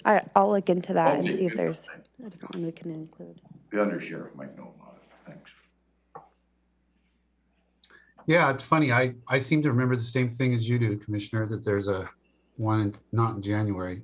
Yeah. I do appreciate this, Amy, because they just come up and, they come up just in 1 or 2 at a time, and, they all seem like good ideas, but you kind of need to see the overall, how many there are and how often we've done them. And so this is good to kind of see. I've never gotten to see the whole list in one shot, so we can kind of figure out. I think it's a little more meaningful if we focus in on certain ones, maybe alternate them from year to year. Unless they're, some of these are not, some of these are kind of like motivated by staff. Some of them are motivated by community groups, and some of them are motivated by, they're just there, they're just there as something. There isn't really a group or a person behind it. It's really just something that's a recognition of a particular issue. So it's good for the board to kind of look these over. So I'll take a look at that. Okay, so for example, well, before we move on, if we look at January, are there ones, Martin Luther King is coming. When is Law Enforcement Appreciation Day and Heart Health Day? What are our time frames on that? Law Enforcement Appreciation Day is I think usually falls in the second week of January. And I've informed the Sheriff's Office that we could potentially have a proclamation on the 18th if you would like. And what about Heart Health? You happen to know? Is that the one where Kurt comes in and scares us? So I was going to add that Heart Healthy Month is February, and typically Public Health works with Medic One to produce the proclamation and any activities that go along with it. Somehow I feel like that rests totally on me right now, so we'll make sure we get that proclamation in. But it's it'll be taking place in February, and it's a recognition of the Heart Healthy Month. Okay. It doesn't look like we've done it since 2019. So go ahead, Commissioner Mejia. I was just gonna say, why can't we do that one with the BOH? We could probably have it ready by the BOH if that's what you want to do. In the past, the board, county commissioners has proclaimed it, but we can have it for the BOH for next Tuesday. I was just wondering. It's blood donor. We've got blood donor. Makes more sense in Board of Health, but we only have one of those a month versus 4 commissioner meetings. So, okay, well. Okay, just let me know which way you want to go, and we can definitely have it for either meeting. Okay, thank you. Let's look at advisory boards and commissions. There are no proclamations for review, but I did want to provide an update on the current use advisory committee. We don't talk about this committee as often. So as a reminder, this committee serves in advisory capacity to the assessor in implementing guidelines established by the Department of Revenue for the current use assessment of farm and ag land. And last fall, I informed you of staff's intent to somewhat revamp the committee and engage it more. So we did send a letter out to 210 property owners currently enrolled in the current use farm and ag classification, or those who have an active business personal property farm account with the assessor's office. And from that mailing, so far we've received I think 7 or so applications, and that's kind of what we were expecting and hoping for. We also plan to reach out to the Public Information Office for social media posts and help with those. The deadline for applications was set for January 15th, so we will bring these to you in a few weeks. And that is all I have for boards and commissions.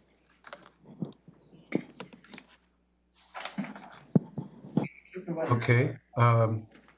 Any questions from the board on commissions and boards and commissions? County manager. Yeah, can you provide an update on the boards and commissioners handbook that might be coming out for the commissioners to take an action? Yeah, we certainly hope to have that on, have an AIS submitted in January for a resolution along with the handbook to implement those. Commissioner Mejia or Commissioner Edwards, anything? In regard to that, we got some correspondence from the Ag Committee. Was there a time thing where they? As I recall, that if you're referring to the same that I remember. Just recently. Yeah, they were looking forward to see the handbook being approved. Oh, okay, I just, okay, good. I was just wondering if that was gonna fit. Yeah. Thank you. Commissioner Mejia, anything? No, sir. PIO check-in. Good morning, Commissioners. Megan Porter, Public Information Supervisor. I want to give a huge shout out to April Lee, the Education and Outreach Supervisor with Public Works, and Brian Dominique, our Public Information Specialist in the Commissioner's Office, for their work over the snow event. They worked around the clock to ensure road conditions and information was put out to the media and the public. They did a great job keeping the counties and Public Works social media platforms updated and responding to residents' concerns or questions. April manages the county's travel roads impacts map, and it was an excellent resource for the public during the event.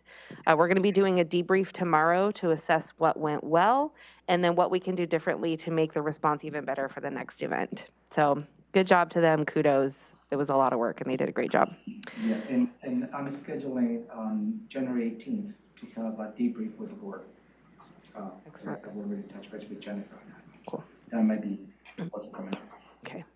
I'm working with Keeley to do a write-up on the hazardous weather response for the houseless population with information about sheltering and day centers. We wanted to get this information out to the community to show how the response system works during a hazardous event and the effect that it has on the houseless community. We will be kicking off the website redesign project in February, and I'm really looking forward to that. I'm currently working on drafting a position description to recruit for the temporary position that will provide the countywide support on this project. Sherry Ilg with IT and I will be providing an update to the web coordinators later this month. And then the 2022-23 communications plan will be coming to you soon, as well as highlights from 2021. So pending any questions, that's what I have for you. Commissioner Mejia? No, sir, no questions. Thank you, Megan. Commissioner Edwards? No, sir. Okay, thank you, Megan. Legislative update? Not specifically, I just want to give you a heads up. This is the time of the year, so in the next couple of months, I will have a very robust conversation related to the many bills that may be going through the legislative session, and I will try to make sure that I give you the bills for you to weigh in, whether support or not. They actually has an impact to the county or maybe other larger issues. So I'll be working with Deborah Manguia on this, and I believe you already know the drill of that particular process. Briefing, public hearings, decisions pending. Nothing's pending, sir. All right. So commissioner items, we have item 1, boards and commission assignments review. Yes, this is a follow-up again to the December 14, 2021 conversation the board had during agenda setting related to the 2022 boards and commission assignments. So I believe I captured most of all the comments, at least from my perspective, based on the conversation we've had on December 14th, and the new list is reflected of that. As I mentioned earlier, there is one additional committee that you may need to take an action, and this is the Disaster Recovery Council. And that is coming up, and I would like to have a conversation as to what commissioner and an alternate should be assigned to that, and maybe considering an alternate from the staff point of view as well. What's the Disaster Recovery Council? The Disaster Recovery Council, this is, goes back to, let me take you back, not you, to mainly Commissioner Minzer participated in January 2019. It was a summit that we had, I think it's in Quarterly. Long Beach. Don't we do so? Yeah, we do. Long Beach. Quarterly. And there's there's a great conversation. That was it was a summit funded by FEMA at that time. And where elected officials, as well as representatives from the jurisdictions, fire departments, police departments, law enforcement, participated in this larger conversation as to how we're going to be preparing ourselves related to an upcoming emergency, because an emergency is coming. It was a conversation related to having a consolidated approach at the regional level here in Thurston County as to how we're going to be able to respond to those emergencies in a consistent and consolidated effort. So it was a long road. As you may recall, the Board of County Commissioners approved the in-local agreement last year to form the Disaster Recovery Council, and that already has taken in place. I still have a question whether the other jurisdictions have already signed the ILA. I believe they have, and TRPC is going to be taking the lead and start having those conversations and forming this council and the governance associated with that. So the first meeting, I believe, is coming up at the end of January, and since the board took an action to approve, at least from the county's point of view, the formation of this Disaster Recovery Council, the assignment that I'm looking for is on that. I'd like to elaborate on that, Commissioner Minzer. I know that you participated on that summit back in 2019. Well, I went to the last meeting of the Disaster Recovery Council, and there was a discussion about who should form this council. It didn't necessarily need to be, or it wasn't required to be, elected officials. There was discussion. Everybody was just sort of thinking out loud about who might be the right people for the various jurisdictions.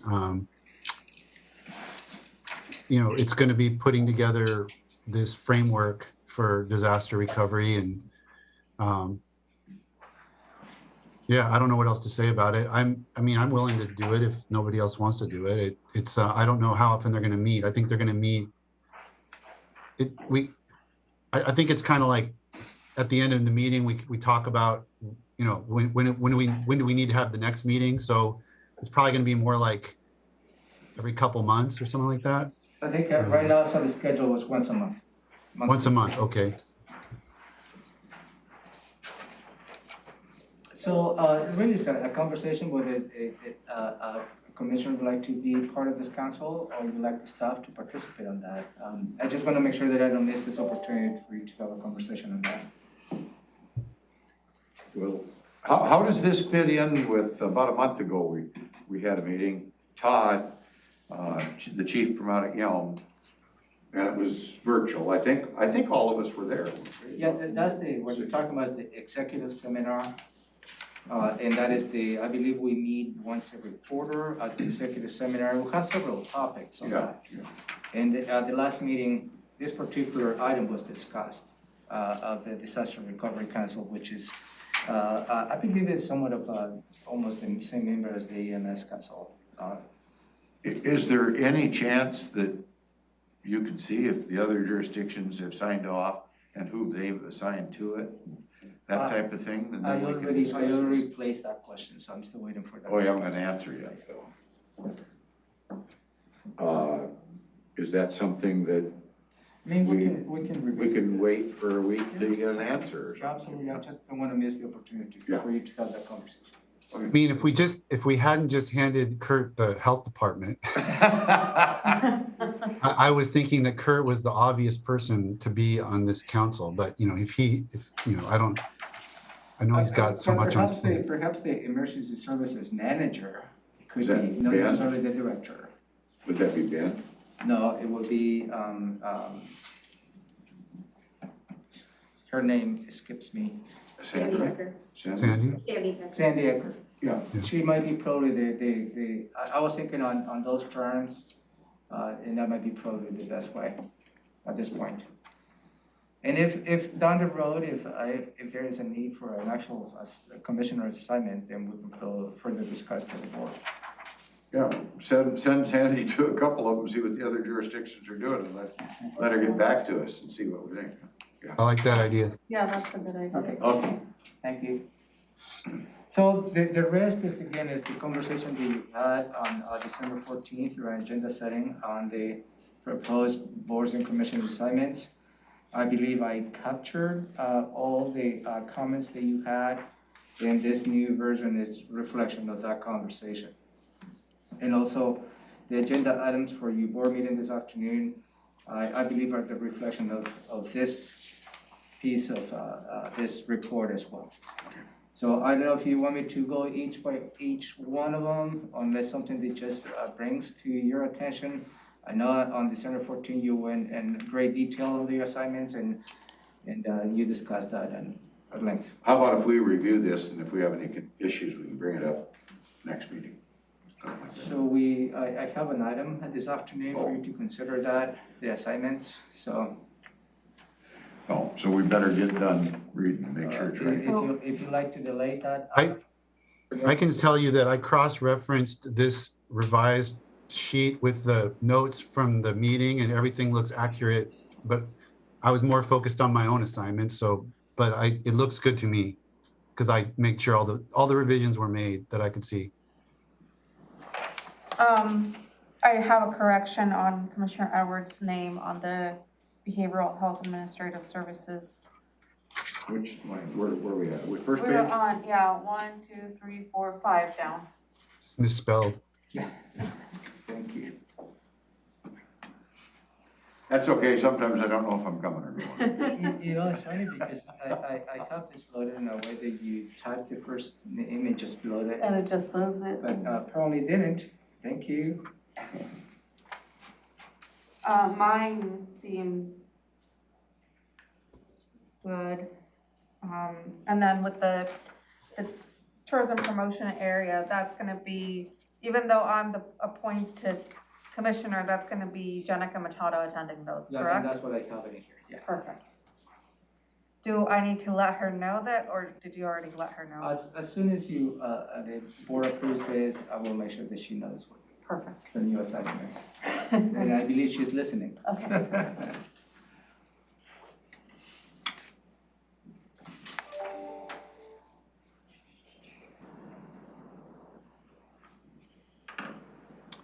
Okay, so board can just take a double check on that, and let's go to the item 2, board live streaming activities. So this is something that I wanted to bring to the board's attention. And I know that we have been live streaming every single meeting the board has participated, and that is a record on the YouTube channel, Thurston County, on every single meeting that you held in 2021. Considering that room 280 is open to the public, I'd just like to bring to your attention this suggestion as to why, what meetings could be live streamed, what meetings could not live stream. Obviously, we have to take notes and so on and so forth. That is not part of this conversation. This is really what live streaming meetings you like to conduct and whatnot. I know that early today you had a conversation with Dr. Kamalik related to the board meetings. So this may be the right time just for you to have that conversation. Commissioner Edwards. I guess in reference to this, my feeling is at this point, we're just starting to deal with a new variant. We got a new one coming on the horizon that we don't even know about yet, apparently, that somebody's gonna brief us on here before long, I guess. And I think it'd be premature to talk about lessening exposure to the public, especially when we talk about whether or not we're gonna have public meetings or not. So I don't think we wanna make any changes at this point, at least. We can discuss it later, but that's my feeling on it. Are you talking about the issue of having the public in the room, or are you talking about the live stream issue here? Well, they kind of go hand in hand. I want to keep everything as open to the public as we possibly can. I mean, we're not very good at following rules as discussed by all parties, I guess, that have a different point of view. I mean, if we don't have this live stream, for an example, and we're required to put together minutes, and we're supposed to do it promptly, well, I don't think we're very good at getting it done now, and we're kind of depending on this live stream and a recording of that. So I just don't think it's the right time, especially when we're talking about cutting back on public attendance or something and restricting our meetings, that we should even be discussing a lesser amount of public exposure or scrutiny, or however you want to refer to it. That's Okay. all. That's my position. Commissioner Mejia. I'm kind of, yeah, I feel like if we're gonna be reducing, or we're gonna go back to kind of that, where we're gonna be closing the conference room, I feel like we need to have, that live stream availability for the public, since they can't come in here. I feel if we're gonna continue in this hybrid, then, this makes a little bit more sense. But if we're gonna be heading the other direction, I kind of want to have it open. I mean, the new employee orientation, I didn't even know that was live stream, honestly. It's not? Okay, so, I don't see why that one would be. But those are meetings the board attends. I just want to make sure that we've, you acknowledge that. Okay. Yeah. But that's kind of. Well, I don't disagree with you, Commissioner Mejia, but I didn't know that if the original reason we live streamed everything is because for however many months, the boardroom was closed to the public. And then absolutely. So if we're going to talk about reclosing the boardroom to the public, then we should table this discussion, because that's a different discussion. We should table this discussion because everything should be live streamed for public access.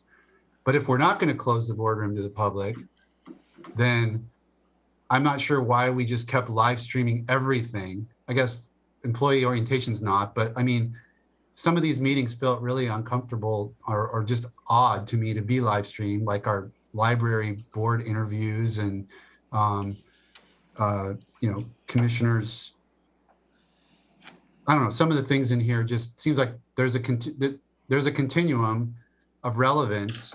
I like the breakdown that's proposed here. I think it makes sense. Our major meetings and budget work sessions and stuff, public interest in that is enough that it could archive on YouTube and let people look. But once we reopened the boardroom, to have every single little thing on a live stream just didn't seem to be warranted, in my opinion. But again, I agree with you that if we're talking about closing the boardroom, then we should have all these things live stream. It should be a table discussion at that point. And my point of view on that is, as I said this morning, I feel like with this new information about how Omicron spreads, if we're not going to enforce a mask mandate, then we really shouldn't be doing things the way we're doing them. And I don't want to enforce a mask mandate, period. I mean, if the new chair wants to, or if Ramiro wants to, or you guys want to talk about hiring someone at the door, I mean, but if we're just going to basically go the way we have been, which is kind of a free-for-all, people wearing masks, not wearing masks, over their nose, below their nose, taking them off when they feel like it, then with the new way that this new variant spreads, I just don't think that doesn't make me feel comfortable for our staff or myself or for the other members of the public that might want to attend our meetings. So those are kind of two separate discussions. If we're not going to do that, and I might get outvoted, then I think we should look at this live stream breakdown that's been proposed. Go ahead, County Manager. Before you, Commissioners, get into, closing room 280, let me offer a perspective, because I believe what you highlighted this morning related to how contagious this particular variant is. And that applies to every single citizen who come and conduct business in the county.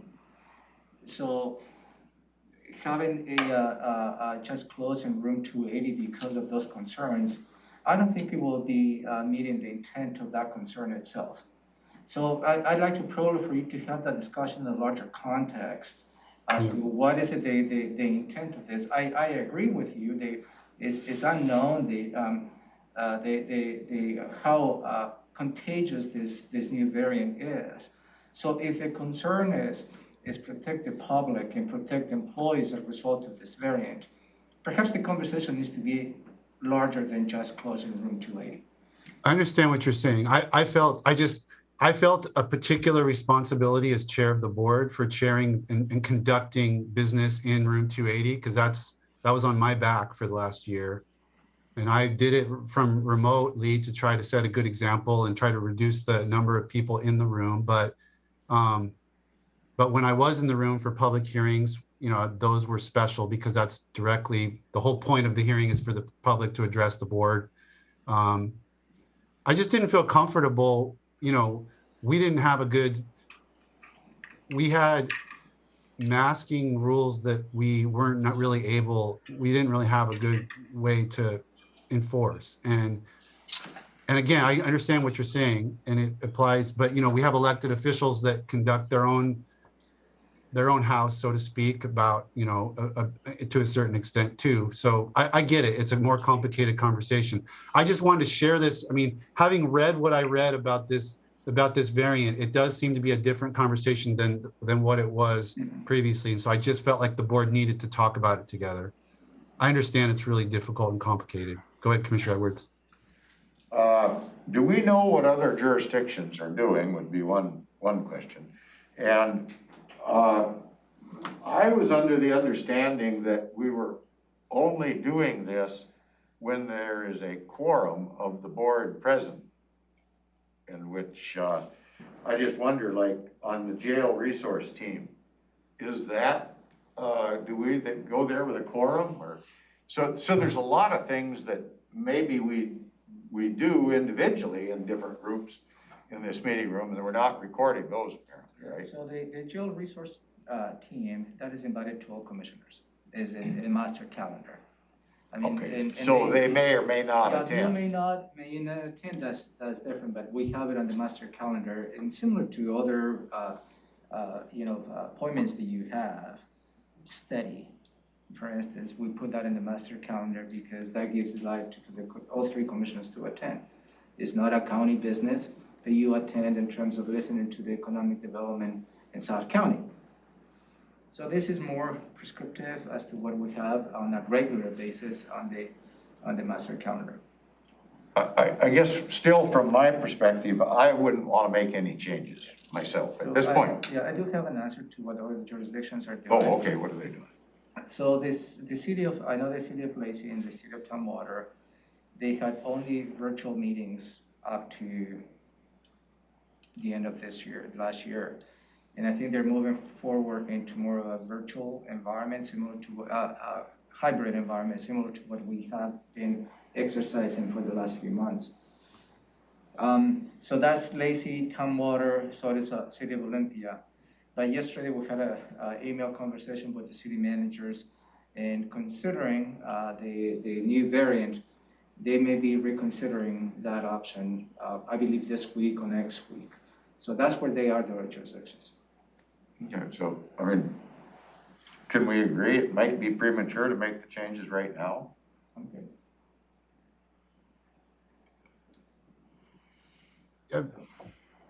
I can agree that, I mean, until we have, I can just tell you personally, I will not be attending any meetings in the boardroom where it's open to the public if we're not going to address an enforced mask mandate, which we don't have right now. But that's just me.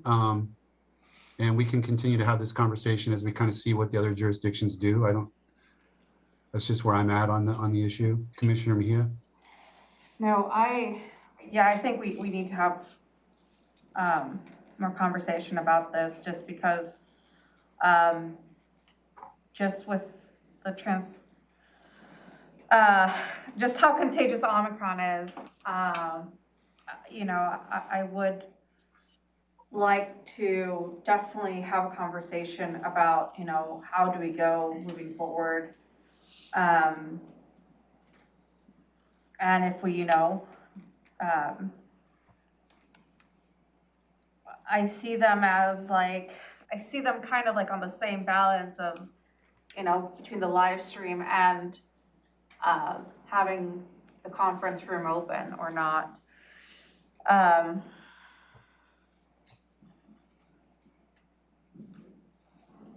Certainly when I prepared this item last week, that was way before I'd received a letter from Dr. Abdelmalik, which I shared with all of you, I believe. So since then, you know, her concerns outlined in that letter to me is, you know, and Commissioner Mincer outlined this morning, and enforcing mask mandates is a difficult task. You know, I wish the citizens could be, you know, proactive on the mask mandates, but it's difficult for staff to start enforcing the mask mandates here in the room or anywhere in county offices, because that leads to conflict. There's no other way to put it. That leads to conflict. Yeah, and that is not an environment in which an employee should be put on, nor a citizen. And that is difficult. We have a mask mandate. Some obey by it, some don't. And but enforcing that is extremely difficult and complicated. So my suggestion is for you to perhaps table this conversation, continue with live streaming. What we'll do is probably have a very well-defined sign in the boardroom outside on the door that a mask required as an entrance to the room. And that's probably the extent that we can do in enforcing the mask mandate. Maybe just a follow-up on your comment. I mean, I thought when this originally came out that masks were kind of a directive from the governor or whatever it was, but there were exceptions for medical issues or whatever, and we're not supposed to be quizzing people about what their particular medical situation is, as far as I know, under the HIPAA laws. So it's kind of on the honor system. And well, related to the medical conditions, also as a result of medical conditions, I believe the mandate requires for us to provide an accommodation. But as I understand, the accommodation is not just not to wear a mask. The accommodation will be perhaps we need to find a computer here in a room in which a citizen who has a medical conditions, they cannot provide in-person testimony with wearing a mask. We can provide that accommodation to access that workstation and provide public testimony via Zoom. So that is really as my understanding of the mask mandates related to medical conditions, because we're required then to provide an accommodation. And providing an accommodation at this point, really, I have been struggling as to what that accommodation will be. At some point, I had an empty office that perhaps that would be a form of accommodation. The space is limited. But if that is the direction of the board, I can certainly explore what type of accommodation. At some point, we'll explore room 152 to provide the access to that as well. So there's a little more of a complication related to medical conditions.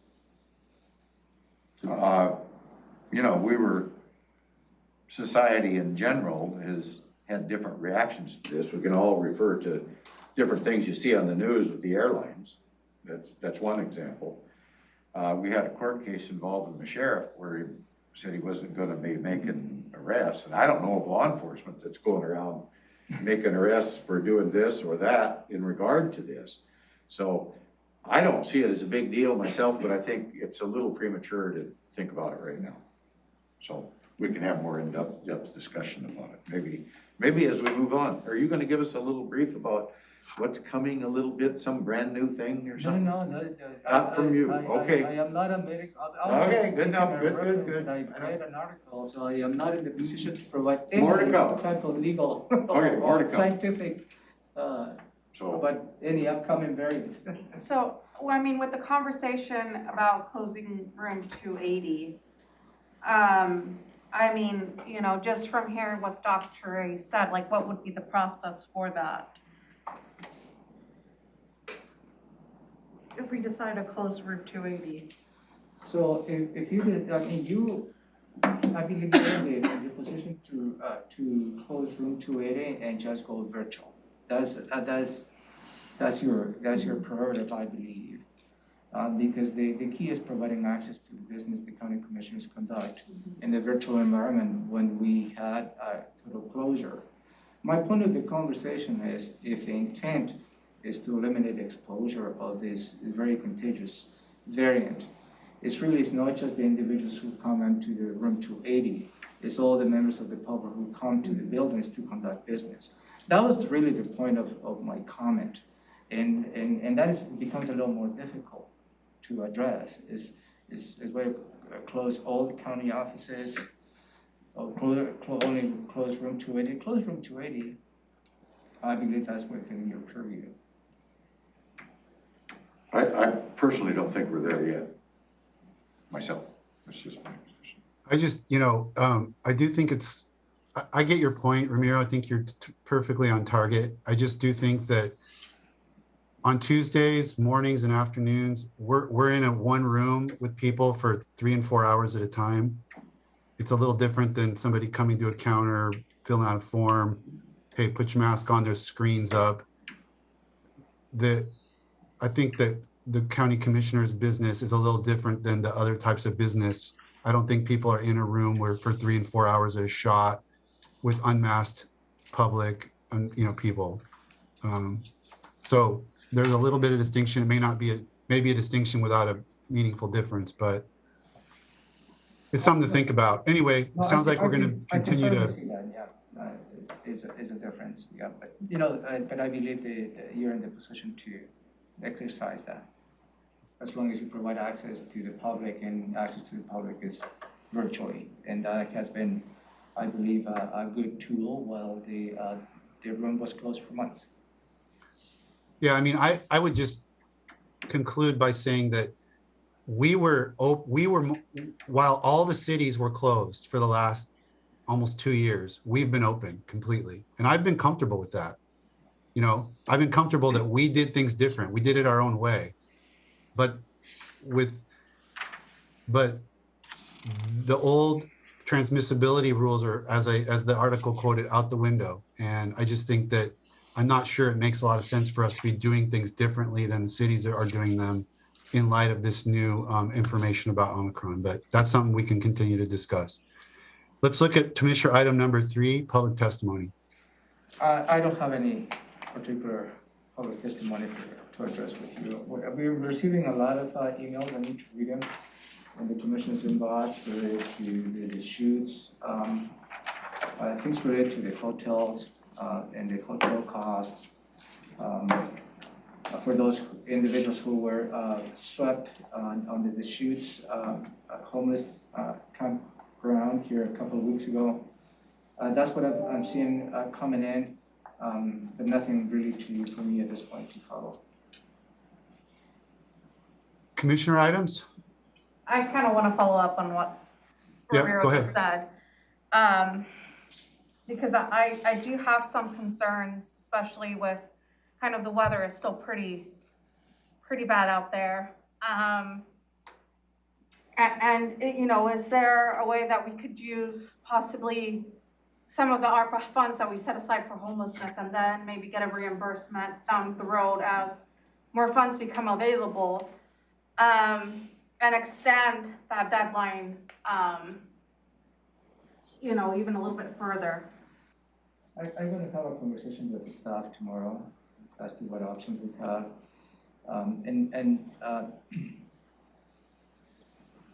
So when the City of Olympia swapped the shoots and put in a hotel, they asked for help to the county, and we stepped up to the plate to find hotel rooms. That was done until, I believe, January 3rd. Then I received a request to extend the funding for the hotel stays. We extended it until the midweek. But also my suggestion was the City of Olympia needs to come to the table as well, if that is the case. Because honestly, my concern, my concern comes from the financial obligation. And that's only the concern that I have. I don't disagree with your concerns, Commissioner Mejia, but if the county continues to extend the stay, I don't think that's a sustainable strategy, because if we extend it for a month at this point, when the month ends, if we don't have an exit strategy working with the City of Olympia, then it's going to be an extension for another month, and another month. So tomorrow, I'm going to have a conversation with staff to see what is the magnitude of the costs and what will it take. And I really need to have the City of Olympia as part of this conversation as well. Commissioner Edwards?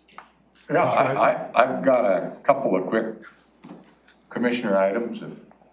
Go ahead. I don't want to hog the floor here.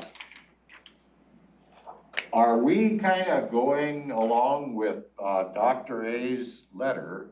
She's kind of recommending those folks that can to be telecommuting. So anything new on that front? No, and in fact, I sent an email to all the elected offices and departments to implement that as soon as possible.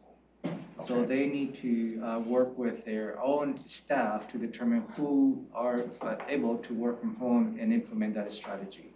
So that was sent. I sent that to all county leaderships, elected offices, and departments last Thursday. Yeah. Okay. Another item. We're now going into our, third year on this emergency, if you will, on the virus, I think, isn't it? And recently, we've been using the fairgrounds when we can, but anything new on the building out at the fairgrounds and possibly utilizing some of this CARES funding to augment that so we can get that project up and going. I mean, we're using it all the time. That's what we're using it for. We're talking about buying hotels and all that. Let's do something good for the community and build a building, and they need it. It's going to be hopefully self-sustaining in the future, We don't know that yet, a lot of unknowns, but That may not be an eligible expenditure because that particular bill that you recall was related to, is being in the works for prior to the pandemic. And prior to the pandemic, there was a signature project the board wanted to invest, and I believe you set aside $250,000. The signature project is to turn down the current barn that is there and build a new one, right? And staff is working on the financial strategy to make that happen, to maximize the $250,000.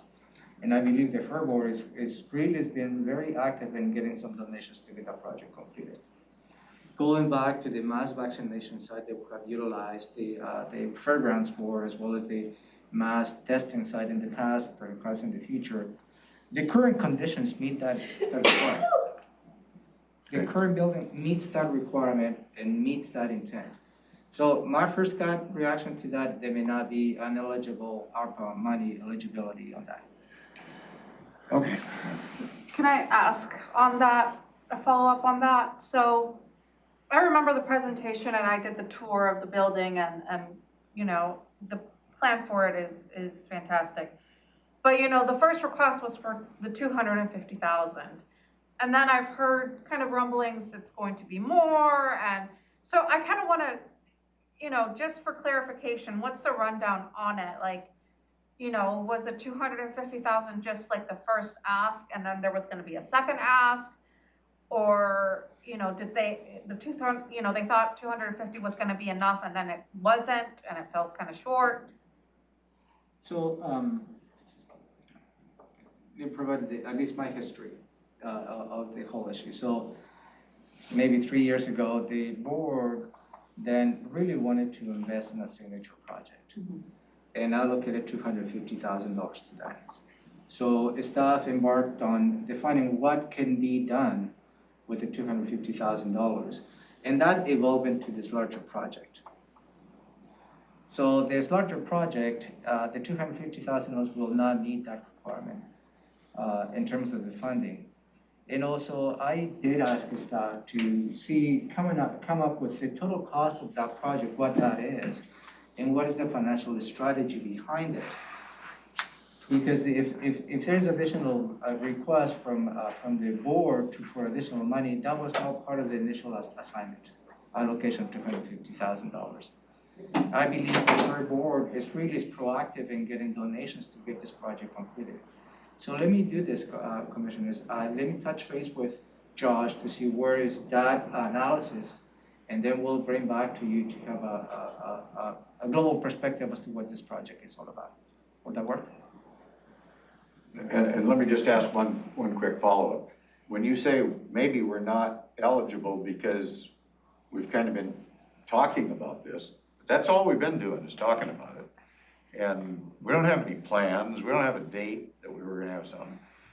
And I don't think talking about it makes us ineligible to utilize some of that money for a purpose that we know would work for this, would work better, we could serve more people, we could do a lot of things better if we would take this project on. And then in the end, when we come out of this virus, we've got something that is a big benefit to the community at the same time. So my response was my gut reaction. I'm not saying that it's no, because it's more than just talking about the project. The board allocated funding 3 years ago. To talk about. For a project. To talk about it more. We're gonna. Maybe when the time comes, when staff comes back give you with what this project really is gonna cost, what this is all about, then we probably can explore other funding options. Does that work? Yep, okay. And I have one more thing. Bubble one, but take a shot, Commissioner Edwards. Okay, it's gonna be real quick. We got a notice from HR the other day that they were gonna take the money out for the long-term care business. But the legislature's redoing that. The governor is saying he's putting things on hold, but apparently that doesn't give us an out to not draw it. What I'm wondering about, are we creating ourselves a nightmare of bookkeeping? Because we're gonna take all this out, then there's several court cases pending. It looks to me like it's some kind of an income tax, because it's certainly, I'll use myself as an example. Hell might freeze over before I get any benefit out of that, you know? Now, when we have younger commissioners here, they might have a different point of view, but I look at it as a theft of money from my resources to give something. I think it's illegal as the dickens to give that to the state. And any employee working for the county that happens to be, I don't know, 55 or whatever, you know, yeah, you might not get any benefit either. So I just think it's so dumb that we're gonna create a lot of extra work for ourselves. So I will not be able to address your comments, but let me address the collection from the mechanical point of view. The legislature passed this law, and it was supposed to be taking effect January 1st, 2022. What the governor did is he asked the Department of Revenue not to collect from the local jurisdictions the tax until clarification has been done, which I believe the legislature is going to do. He didn't have the ability, I believe, to stop the law. The legislature has. So it's the same position the county has at this point. We don't have the ability to say, we don't want to obey by the state legislature law. So what is happening is, you're right, it's going to create a little bit of an issue. Let's say if we start collecting and it's in 6 months or 5 months, the legislature changes or decides not to implement this, they will have to reimburse that to all county employees, because we will not be able to keep that money. But at this point, we don't have the legal ability not to collect. That is the. If the governor is saying, don't send it to me, I don't know why we can't interpret that as, okay, he's putting it on hold, leave it on hold, leave it alone, not create a nightmare. Let me give you the other side of that coin. Okay. Yeah, okay, so let's say 6 months down the road, the government said, okay, everything clarified, so it's retroactive. So then the impact to the employees will be extremely difficult, because we have a retroactive to January 1st, 2022 in a single check. Okay, it isn't gonna happen that way, but So, I guess we don't know. But I think it's just the height of stupidity for us to create ourselves a problem, and we're gonna give you your money back, or me, my money back, but we're not gonna give Commissioner Mia hers back, because she's old enough to benefit or something. You know, I mean, it's just gonna, gonna create a nightmare for the bookkeepers, and I think we ought to just say, based on the governor, I would vote on that in a heartbeat, to say, based on what the governor has said, to put it on hold, we're gonna put it on hold. So the governor clarified his first statement. Okay. And that's what the email the HR sent to all of us yesterday. In that statement, he said he's not in the position to stop state law. I know that. So. Yeah. He's a bureaucrat too, so just, I hope everybody's paying attention out there, that's all. Okay. I guess that's it, sir. It took longer than I thought. Hey, Commissioner Mejia, we good to go? Yep. All right, thanks, everybody. It's 12:06. We're adjourned. See you back at 2 p.m. for our board meeting. Thank you.